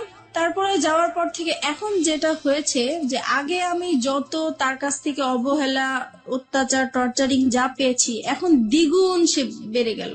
এখন সে কথায় কথায় আমাকে বলে এতদিন তো তুই বেটা নিয়েছিলি, এখন কেন এই সেই, মানে বিভিন্ন টাইপের খারাপ ভাষায় গালাগালি করে। তারপরে খুব মারধর, আবারও সেই রকম মারধর। আমার মেয়েটা তখন তো বড় হয়ে গেছে, আমি আমার বাচ্চাদেরকে নিয়ে আলাদা ঘুমাই, সে আলাদা রুমে ঘুমায়। তো সেই মুহূর্তে আমার বাচ্চাদের সামনে এসে সে আমাকে খুব জোর জবরদস্ত করে, সে আমাকে খুব মারধর করে। আবারও সেই আগের মতো মারামারি। রুম কয়টা ছিল আপনাদের? একটাই রুম? না, আমাদের রুম ছিল 4টা। বাসা যে বাসায় ভাড়া থাকতেন সে বাসায় 4টা রুম? আপনাদের পার্সোনাল রুম কয়টা টোটাল? আমাদের পার্সোনাল রুম তো একটাই, মানে ওই রুমের মধ্যেই বাচ্চা কাচ্চা এবং আপনারা থাকতেন? না, আমি আমার বাচ্চাদেরকে নিয়ে থাকতাম আর ও আলাদা রুমে থাকতো। তার মানে দুটো রুম ছিল আপনাদের? জি। তাহলে এই যে এই কাজগুলো যখন হয় বা এরকম যখন, তখন বাচ্চা কাচ্চাদের সামনে মারধর কেন করবে, বা বাচ্চা কাচ্চাদের সামনেই কেন এই ডিমান্ড গুলো আসবে? সে মানে আমাকে বলতো তার রুমে যাওয়ার জন্য, আমি যেতাম না, তাই তখন আপনার রুমে চলে আসতো? আমার রুমে চলে আসতো। তারপরে যেটা হয়েছে, মানে এরকম জোর করতো। একটা সময় আমার বাচ্চারা জাগনা থাকতো, তারপরেও সে জোর জবরদস্ত করতো। আমি তাকে এত বলতাম যে দেখেন আমার বাচ্চাগুলো আছে, ওরা তো বুঝতেছে, কেন আপনি ওদের সামনে এরকম করতেছেন। বলতেছে তুই তো খারাপ হয়ে গেছিস, তুই যে খারাপ এটা ওরা জানার দরকার আছে, ওদের বোঝার দরকার আছে, সেই জন্য এরকম করি। তারপরে থেকে কি হতো, আমি রাতে আর ঘুমাতাম না, আমি সারা রাত জেগে থাকতাম। আমার সারাক্ষণ ভয় করতো যে সে কখন আসে, কখন মারধর করে, তাই ঘুমাতাম না। এক সময় সে আমার বালিশ, আমার কাঁথা এগুলো নিয়ে যেত যেন আমি ঘুমাতে না পারতাম। সে মানে ফ্যান বন্ধ করে রাখতো, লাইট জ্বালায় আপনি এরকম রাখতো। ক্রেজি কেন হয়ে গেলেন? আপনি স্বামী হিসেবে তাকে মানছেন, স্বামীর অধিকার তাকে দিচ্ছেন না কেন? কারণ দিচ্ছি না, আমার শুধুই এটা মনে হচ্ছে যে তার জন্যই আমি আমার রাসেলকে হারালাম। সেই মুহূর্তে রাসেলকে মানে ভুলতে পারছি না। রাসেলের জন্য আমার খুব কষ্ট হচ্ছে, যেখানে প্রত্যেক দিন আমি রাসেলের সাথে দেখা হয়, একদিন দেখা না হলে আমার খুব কষ্ট হয়। সেই মুহূর্তে তার সাথে আমার কথা হচ্ছে না, দেখা হচ্ছে না, আর সে মানে রাসেল আমার সাথে এরকম বিহেভ করলো একমাত্র তার জন্যই। এটা মনে হয়েছিল আমার তখন সেই মুহূর্তে।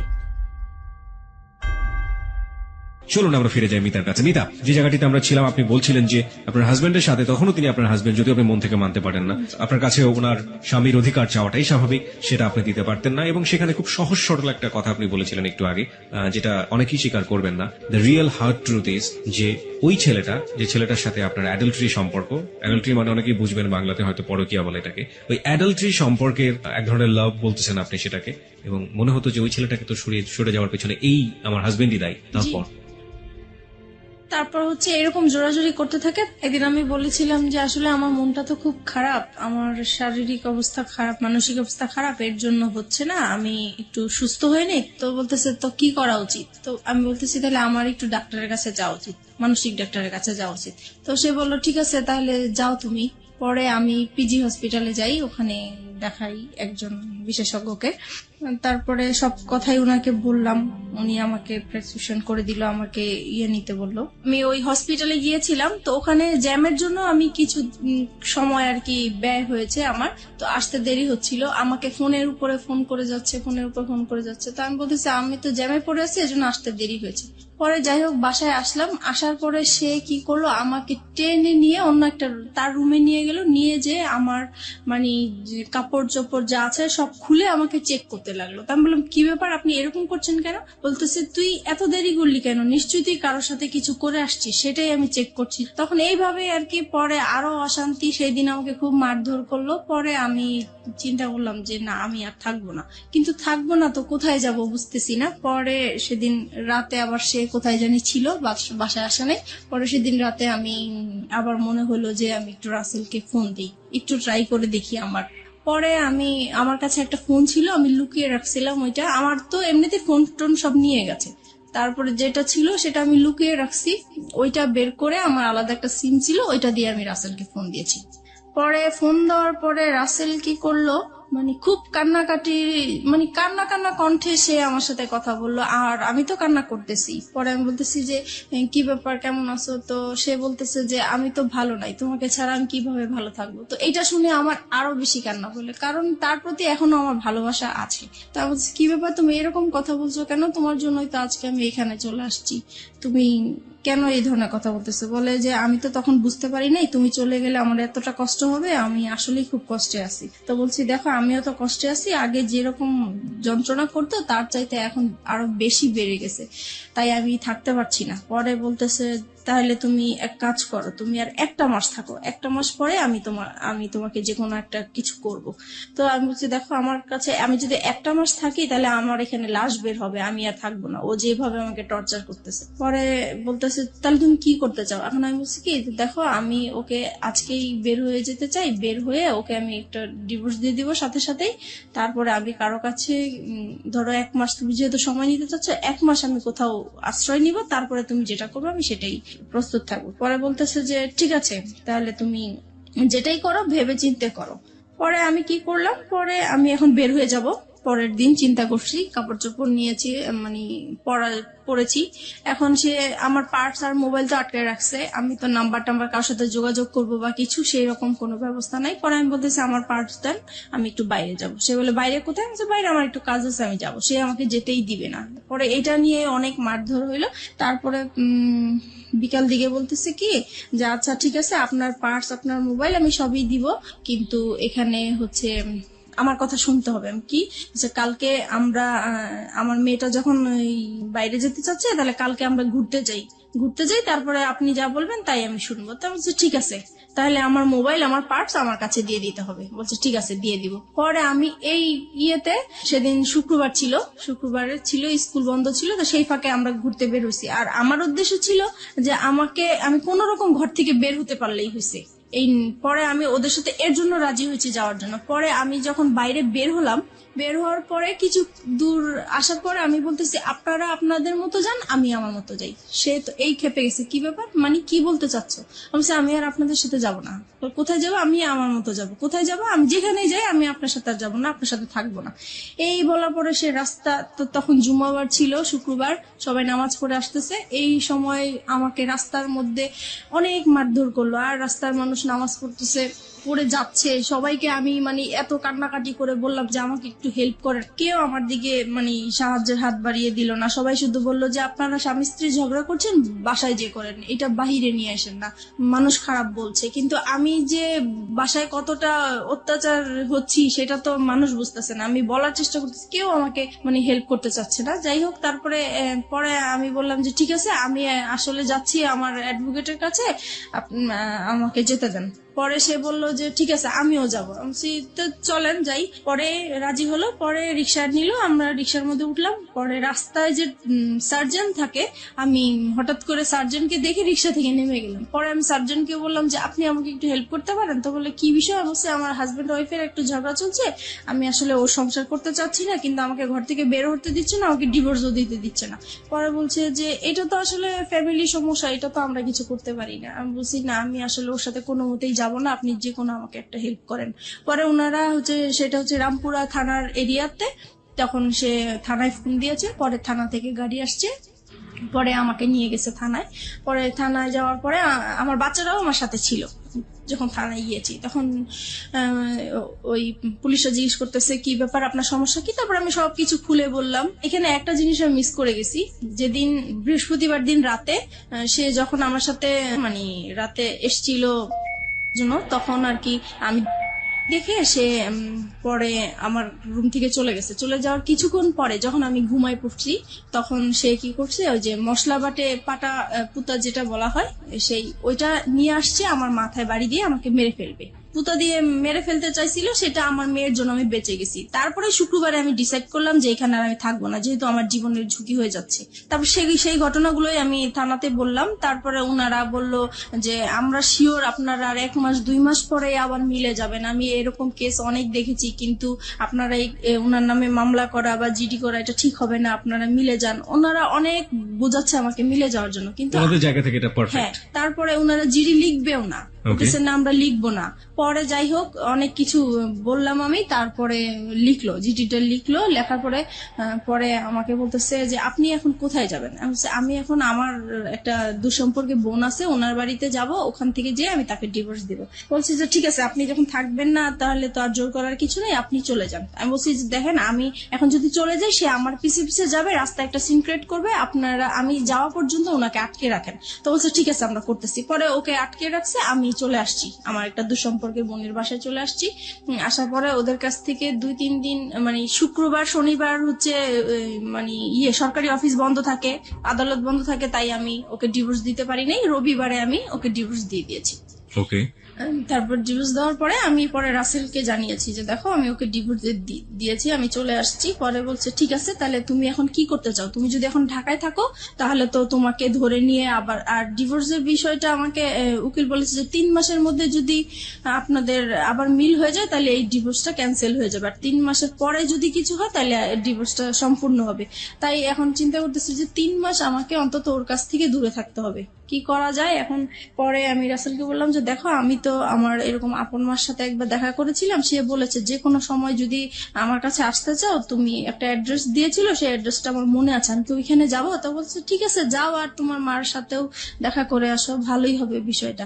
তো আমার মার বাড়ি আর দাদা বাড়ি কাছাকাছি ছিল, কিন্তু দাদা বাড়ি আমি যাই নাই, কারণ হচ্ছে যে আমার প্রত্যেকটা কাগজপত্রের মধ্যে আমার দাদা বাড়ির অ্যাড্রেস ছিল। সে ভালো, আমার হাজবেন্ড ভালো করেই জানে যে ওই অ্যাড্রেসটা। আমার চিন্তা ছিল ওখানে গেলে আমাকে খুঁজে বের করে ফেলবে, এরকম কিছু মনে হয়েছিল আমার কাছে, সেজন্য আমি আমার দাদা বাড়ি যাইনি, আমার নানা বাড়িটা খুঁজে বের করছি। খুঁজে বের করার পরে গিয়েছি ওখানে। সবাই আমাকে প্রায় অনেক বছর পরে আমাকে দেখেছে, সবাই ছোট দেখেছে, কেউ চিনতেও পারে নাই। যাই হোক, পরিচয় দেওয়ার পরে সবাই খুব কান্নাকাটি করলো, এত বছর পরে তোমাকে দেখলাম, আমরা আশাও করি নাই। ওখানে ছিলাম, ভালোই ছিলাম কিছুদিন। হঠাৎ করে সে আমাকে মানে কিভাবে জানি জানতে পারলো আমি ওখানে আছি। তারপরে সে আমার নানা বাড়িতে আমাকে খুঁজতে গেল। পরে মানে আপনার হাজবেন্ডের নাম কি ছিল? আমার হাজবেন্ড নাম জামান ছিল। জামান, মানে জামানই খোঁজটা পেল, রাইট? ওকে, তারপরে সে আমার মামা বাড়ি গেল, যাওয়ার পরে ওখানে যে, আর গ্রাম সাইডটা হচ্ছে এরকম যে মেয়েরা স্বামী ছেড়ে অন্য কোথাও চলে যাবে, এটা খুবই একটা খারাপ চোখে দেখে এবং বাতাসের আগে কথা ছড়ায়। জি, right. So we know the situation. Ultimately কি হলো? আলটিমেটলি সে ওখানে যে আমার মামাকে বলল যে আমি অন্য একটা ছেলে হাত ধরে চলে আসছি, এই সেই পুরো ডিটেল কাহিনী যেটা বললো, দ্য রিয়েল স্টোরিটাই বলেছে সে ওখানে। তার ফরে গিয়েছে ব্যাপারটা, কারণ পৃথিবীর কেউ এটা বিলিভ করবে না, এবং মেয়েটার যে আসলে কোনো কারণ থাকতে পারে ওখানে যাওয়ার, সেটাও সে কেউ মানতে চাইবে না, যেমন ভাবে মানতে চাচ্ছে না ফেসবুকের অসংখ্য শ্রোতা। ওই তো গ্রামে সবাই আর কি আমাকে খারাপই বলছে। তারপরে আমার মামা শুধু একটাই বললো যে দেখো, তুমি যদি কোনো না কোনো ভাবে অশান্তি যদি নাই করে থাকো, তাহলে সে এত বছর পরে 2টা বাচ্চা ফেলে কেন বের হবে? বুঝলাম তার অপরাধ আছে। আচ্ছা যাই হোক, তুমি যদি তোমার মা বাবাকে এখানে আমাদের কাছে নিয়ে আসতে পারো আর আমাদের কাছে সরি বলবা, আর এরকম কখনোই এরকম কিছু হবে না যদি বলো, তাহলে আমি তোমার কাছে উঠাই দিব। The big point and the question is, শান্তির জন্য সে রাসেলের হাত ধরেছে। শান্তি কি সে শেষ পর্যন্ত পেয়েছে? আমরা অনুষ্ঠানের শেষের দিকে চলে আসছি ধীরে ধীরে। ওকে ফাইন, আমি রাসেলের প্রসঙ্গে স্ট্রিক্ট থাকতে চাই। রাসেলকে আপনি তো ডিভোর্স দিয়ে দিলেন, তারপরে কি আপনি বললেন যে এবার আমাদের বিয়ে করা উচিত? রাসেলকে হ্যাঁ বলেছি, তো সে তখন বলেছে সে কি বলে? তখন বলেছে যে 3 মাস পার না হলে তো করতে পারবে না। ফাইন, 3 মাস পরে কি হলো? তারপরে হচ্ছে পরে আমি বলতেছি দেখো আমার তো কিছু সমস্যা আছে, লোন আছে, এখন আমি লোনগুলা শোধ করতে হবে, তাছাড়া ফ্যামিলিতে এখন আমি খুব বিপর্যয় অবস্থায় আছি, এখন আমি বিয়েটি করতে পারবো না, আরো কিছু পরে করব তোমাকে। সেটা কতদিন পরে? সেটা বলতেছে সেটা 6 মাস হতে পারে, 1 বছর হতে পারে। পুরোপুরি অনিশ্চয়তা। জি। ততদিনে কি আপনার ছেলে মেয়েগুলো কি আপনার কাছে থাকে নাকি আপনার জামানের কাছে? জামানের কাছেই থাকে। 3 মাস পরে, মানে ডিভোর্স হয়ে যাওয়ার 3 মাস পরে, আলটিমেটলি যখন ডিভোর্সটা অ্যাক্টিভ হয়ে গেল, তাই তো? তখন আপনি কি করছিলেন? তখন আমি হচ্ছে মানে জায়গায় জায়গায় আশ্রয় নিয়ে বেড়াচ্ছি, যেহেতু আমার নানা বাড়ি চিনে ফেলেছে, নানা বাড়ি আর থাকা যাবে না, সেজন্য আমি আমার মা থাকতো ঢাকায় গাজীপুরে চলে গিয়েছি। তারপরে গাজীপুরে যাওয়ার পরে ওখানেও সে বের করে ফেলেছে। আর ওখানে একটা ইতিহাস হয়েছে, যেটা হচ্ছে যে আমার মার যে দ্বিতীয় হাজবেন্ড, ওনার সাথে আমার এক্স হাজবেন্ডের আর কি একটা ভালো সম্পর্ক হয়ে গেছে। আর আমার হাজবেন্ড হচ্ছে তাকে টাকার লোভ দেখিয়েছে যে আপনি যদি ওকে আমার হাতে তুলে দিতে পারেন তাহলে আপনাকে টাকা দিব। আপনার হাতে তুলে, মানে ওর হাতে তুলে দিলে লাভটা কি হবে? ও কি করতে চায় আপনার সঙ্গে? আমার সাথে মানে সে সংসার করবে। এখনো সে সংসার করবে? এখনো সে সংসার করবে, মানে ডিভোর্স হয়ে যাওয়ার পরও সে সংসার করবে। কেন করবে সেটা আমি জানি। সে সবাইকে কস দেখায় যে 2টা বাচ্চার জন্য হলেও আমি তাকে নিতে চাই, সে যত কিছুই করুক না কেন, আমি 2টা বাচ্চার জন্য হলেও সংসার করতে চাই। ওকে। পরে উনি এরকম আর কি। আর তারপরে এই যখন ওনাকে টাকার লোকটা দেখিয়েছে, তারপর থেকে ওই লোকটা আমাকে সবসময় জ্বালাতন করতো, বলতো চলে যাও, তুমি থাকতে পারবে না আমার বাসায়, এই সেই অনেক যন্ত্রণা করতো। পরে একটা সময় আমার আর ওইখানে থাকা হতো না, আমি খুব কষ্ট পেতাম। পরে আমি চিন্তা করলাম যে আমি এখন কোথায় যাব, সবকিছুই তো হারিয়ে ফেললাম, কার কাছে এখন যে আশ্রয় নিতে পারি। তখন আমার মাথায় একটা জিনিস আসলো যে আমি এখন পর্যন্ত আমার বাবার কাছে যাইনি, আমার বাবার আশ্রয়টা বাকি আছে, আমি সেখানে যাব। পরে আমি বাবাকে খুঁজে বের করলাম, পরে বাবার কাছে আমি আশ্রয় নিলাম। বাবার কাছে আশ্রয় নেওয়ার পরে সে আবার ওই একইভাবে মানে টের পেয়ে গেল আমি বাবার কাছে আছি।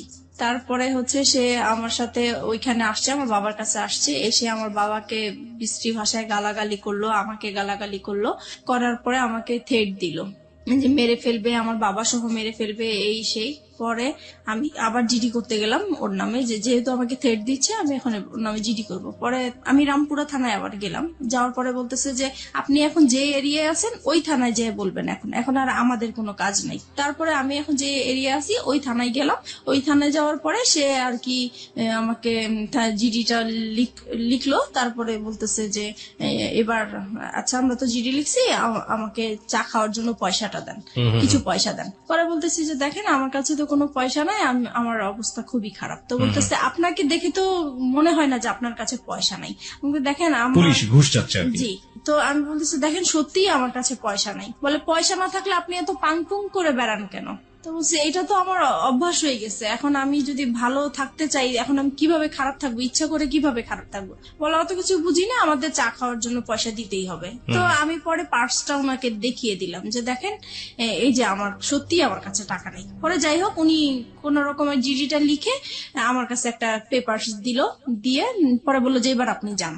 পরে বলতেছে আচ্ছা আরেকটা পরে লাস্টের দিকে ডেকে বলতেছে আপনার হাজবেন্ড আপনাকে কোথায় এরকম করছে, রাস্তায় হয়রানি করেছে। তা বলছে এটা এয়ারপোর্ট এলাকায় করেছে। বলতেছে তাহলে আপনি এক কাজ করেন, আপনি এয়ারপোর্টে একটা যায় জিটি করেন ওনার নামে। পরে আমি কি করলাম, আমি সাথে সাথে আবার এয়ারপোর্ট থানায় গেলাম। তো এয়ারপোর্ট থানায় গিয়েছি, পরে বলেছি সব বিষয়টা। পরে বলছে তাহলে তো আপনি ওখানে জিডি করেছেন, এখানে জিডি তো বারবার তো জিডি হয় না। তা বলছে উনারাই পাঠাইছে, আমি এখন কি করব। পরে দেখি আপনার জিডি পেপারটা দেখি, তো ওই এসআইটা পেপারটা দেখে বলতেছে আপনার তো জিডি কমপ্লিট হয় নাই। আমাকে কেন? বলছে না এটা তো থানার সিল থাকবে এবং আপনার এইটা কে হ্যান্ডেল করবে সেই অফিসারের নাম থাকবে, কিন্তু এখানে তো কিছুই নেই। বলে আসলে আমার কাছে উনি টাকা চেয়েছিল তো আমি দিতে পারিনি, হয়তো বা এটা হচ্ছে। পরে উনি আবার ওই থানায় ফোন দিল, তারপর ওনাদেরকে বললো কেন আপনারা এই কাজটা করলেন, তাড়াতাড়ি ওনার কাজটা কমপ্লিট করেন। পরে আমাকে আবার পাঠালো। পরে ওখানে বড় কর্মকর্তা যে ছিল সে আমাকে সরি টরি বলে তারপরে আমার কাজটা কমপ্লিট করে দিল, জিডি করে দিল। এইভাবেই পরে আমি আসছি, পরে শুনতে পারছে যে তার নামে আমি জিডি করছি। সে আবার আমার হাজবেন্ড, এক্স হাজবেন্ড, উনি এসে আবার আমাকে ভয় দেখাল, হ্যাঁ জিডি করেছিস তো কি হয়েছে, আমি তোকে রাস্তায় খুন করে ফেলবো, অ্যাক্সিডেন্ট করাই দিব, এটা করবো সেটা করবো, আমার তোর থানার জিডি করছে, আমার কিছুই হবে না, কোনো যায় আসবে না। সে ভয় দেখাচ্ছে আমাকে, আমি যেন জিডিটা উঠাই নেই। তো আমি বলছি যে না, কখনোই আমি জিডি উঠাবো না, আমি জিডি করেছি কেন উঠানোর জন্য উঠাবো না। তারপরে এইভাবেই হচ্ছে, আমি ওখানে ওদেরকে সময় দিচ্ছি কাজের জন্য। এইভাবেই পরে একটা সময় আমি কাজ পাই, আমি আলাদা বাসা নেই, এখন বাসা যাব। এই সময় আমার বাবা একদিন রাত্রেবেলা খুব অসুস্থ হয়ে যায়। অসুস্থ হওয়ার পরে আমার বাবা ব্রেন স্ট্রোক করে মারা যায়। তখন আমি খুবই অসহায় হয়ে গেছি। এখন আমি একা একটা মেয়ে মানুষ, আমার বাবা মারা গেছেন, এখন আমি আমার বাবাকে নিয়ে কি করব, কিভাবে বাড়িতে যাব, কি করব। তখন আমি যে আমাকে কাজ দিয়েছে আমি তাকে ফোন দিয়েছি। ফোন দেওয়ার পরে বলতেছি, তা উনি বলতেছে ঠিক আছে আমি এক্ষুনি আসছি। পরে আসার পর উনি ডক্টর নিয়ে আসলেন, পরে দেখলো যে হ্যাঁ সত্যি মারা গিয়েছেন। পরে যাই হোক উনি আমাকে টাকা পয়সা দিল, আমি আমার বাবার লাশ নিয়ে বাড়িতে গেলাম, মাটি টাটি দিয়ে তারপরে আমি আসলাম। এখন আসার পরে আমি নতুন বাসায় উঠে গেলাম। আর এদিকে একটা কথা বলতে ভুলে গেছি, আমি যখন আমার বাবার আশ্রয় পেয়েছি তখন আমি আমার মেয়েকে নিয়ে আসছি, আমার মেয়েকে আমার কাছে নিয়ে আসছিলাম। তারপর আমার মেয়ে ছিল আমার কাছে, তারপরে মেয়েকে নিয়ে আলাদা বাসা নিয়েছি। মাঝে মধ্যে আমার হাজবেন্ডের সাথে কথা হয়, তারপরে আমার ছেলেকে দেওয়ার কথা বলি, সে বলে যে না মেয়েকে নিয়ে গেছো ভালো কথা, ছেলেকে আমি কখনোই তোমাকে দিব না। তারপরে আমি কাজ করতে থাকি, এদিক দিয়ে মেয়েকে স্কুলে ভর্তি করে দিয়েছি। আমি আপনাকে কিছু কোশ্চেন করবো এই মুহূর্তে, কোশ্চেন গুলো খুব ছোট ছোট করে আমি জানতে চাই। প্রথম কথা হচ্ছে যে আপনি শেষ পর্যন্ত ছেলে এবং মেয়ে দুটো পেয়েছেন আপনার কাছে, রাইট? পেয়েছি। এটা কি আপনি আইডি লড়াইয়ের মাধ্যমে পেয়েছেন নাকি আলটিমেটলি কোনো ব্যবস্থা করে তাদেরকে নিয়ে না, এসেছেন? ওই যে আমার বসরা যে পাওয়ারফুল, ওনাদেরকে পাওয়ার দেখিয়ে মানে ওদেরকে নিয়ে বসরা পাওয়ারফুল মানে আমার বস তো রাজনীতির সাথে জড়িত। মানে আপনি আলটিমেটলি যেখানে কাজ করতেন বা যে ধরনের যার কাছ থেকে সাপোর্ট পেতেন তিনি রাজনীতির সাথে জড়িত ছিলেন, তিনি আপনাকে এমনি এমনি সাহায্য করতেন? জি। এমনি এমনি কি ওই দুনিয়া আজকালকে সাহায্য করে? এবং তাও আপনার মতো মানুষই কেন করতে যাবে সে সাহায্য? উনি একটা অসহায় মেয়ে মানুষ হিসেবে আমাকে সাহায্য করেছে। আর ওনার একটা আশা ছিল, প্রথমে আমি বুঝতে পারি নাই। একদিন সে আমাকে বলেছিল যে তুমি যদি কিছু মনে না করো আমি তোর সাথে একটা কথা বলবো। তো বলেন। বলতেছে যে আমি তোমাকে বিয়ে করতে চাই। তো আমি বলছি যে না আসলে আমি আপনাকে বিয়ে করতে পারবো না। তখন বলে যে কেন করতে পারবো না? তো আমি বলছি যে আসলে আমি একজনকে ভালোবাসি, তার সাথে আমি এখনো আছি, সে আমাকে বিয়ে করবে, আমি তার সাথে কমিটমেন্টে আছি। Okay fine. তখন আপনি রাসেলের সাথে কমিটমেন্টে আছেন? জি। মানে রাসেলের সাথে এক ধরনের লিভ টুগেদার আপনি করছেন উইদাউট বিয়ে, এক ধরনের শারীরিক অনৈতিক সম্পর্ক, রাইট? জি। এবং যে বসের কথা এখানে আসছিল উনি আপনাকে কতদিন পর্যন্ত সাপোর্ট করেছিলেন, না এখনো করছেন? কে বস? যে এখনো সে করছেন, এখনো সে আপনাকে সাপোর্ট করে যাচ্ছেন উইদাউট এনি ইন্টারেস্ট? ওকে। এবং তার সাহায্যে, তার রাজনৈতিক ক্ষমতার বলেই আপনি আপনার মেয়েটাকেও ছেলেটাকেও দুজনকে আপনার কাছে রেখেছেন। জি। ওকে, রাসেল এখন কি বলে? আমাকে রাসেলের শেষ অবস্থাটা বলেন। রাসেলের সাথে এখন আমার সম্পর্ক মোটামুটি নাই বলা চলে। নাই বললেই চলে? কেন? কারণ সে আমার একটা ফল্ট পেয়ে, মানে আসলে এটা ফল্ট না, কিন্তু সে ফল্ট ধরে জাস্ট আমাকে বলতেছে তোমার এই ফল্টের জন্য আমি আর তোমার সাথে সম্পর্ক রাখবো না। ফল্টটা হচ্ছে যে আমি যেহেতু বাইং হাউসের কাজ করি, আমার বাইরেদের সাথে কন্ট্যাক্ট করতে হয়, বাইরেদেরকে মেসেজ পাঠাতে হয়। তো একটা মেসেজ অবশ্য আমি ব্যক্তিগতভাবে পাঠিয়ে ফেলছিলাম, তো সেই মেসেজটা সে দেখেছে, দেখার পরে সে ওইটাকেই ফল্ট মনে করেছে। তো বলতেছে আমি তোমাকে কাজ করার জন্য সুযোগ দিয়েছি। জীবনে কোনোদিন সে আপনাকে সে ধরনের কথা বলেছে যে একজন মানুষকে ভালোবেসে সংসার করে তাকে ছেড়ে আসছো, আমাকেও যে ছেড়ে যাবা না, তার কোনো কি নিশ্চয়তা আছে? কখনো কি আপনাকে সেই ধরনের কোনো কথা বলেছে, রেগে হোক বা অন্য কোনো ভাবে হোক? না, এইটা আমাদের সম্পর্ক যতদিন ভালো ছিল ততদিন এই কথাটা সে বলে। ভালো মন্দের জায়গাতে আমি যেতে চাই না, আমি শুধু বলতে চাই যে তার মুখ থেকে কখনো আপনি এই ধরনের কথা শুনেছেন কিনা? লাস্টের দিকে শুনেছি। লাস্টের দিকে শুনেছেন। This is the real fact.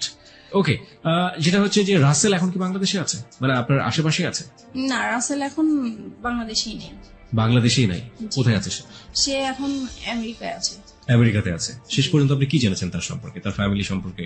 সে লাস্টে আমাকে যখন সে যেদিন চলে যাবে সেদিন আমাকে ফোন দিয়ে বলতেছে, দেখো ওই ফোন টোন বা SMS ওগুলো আসলে কিছুই ছিল না, তুমি আমাকে সরাসরি যদি তোমাকে বলি আমি বাইরে চলে যাচ্ছি, আমাকে তো যেতে দিবে না, তাই আসলে ওইরকম কিছু বলা হয়েছে।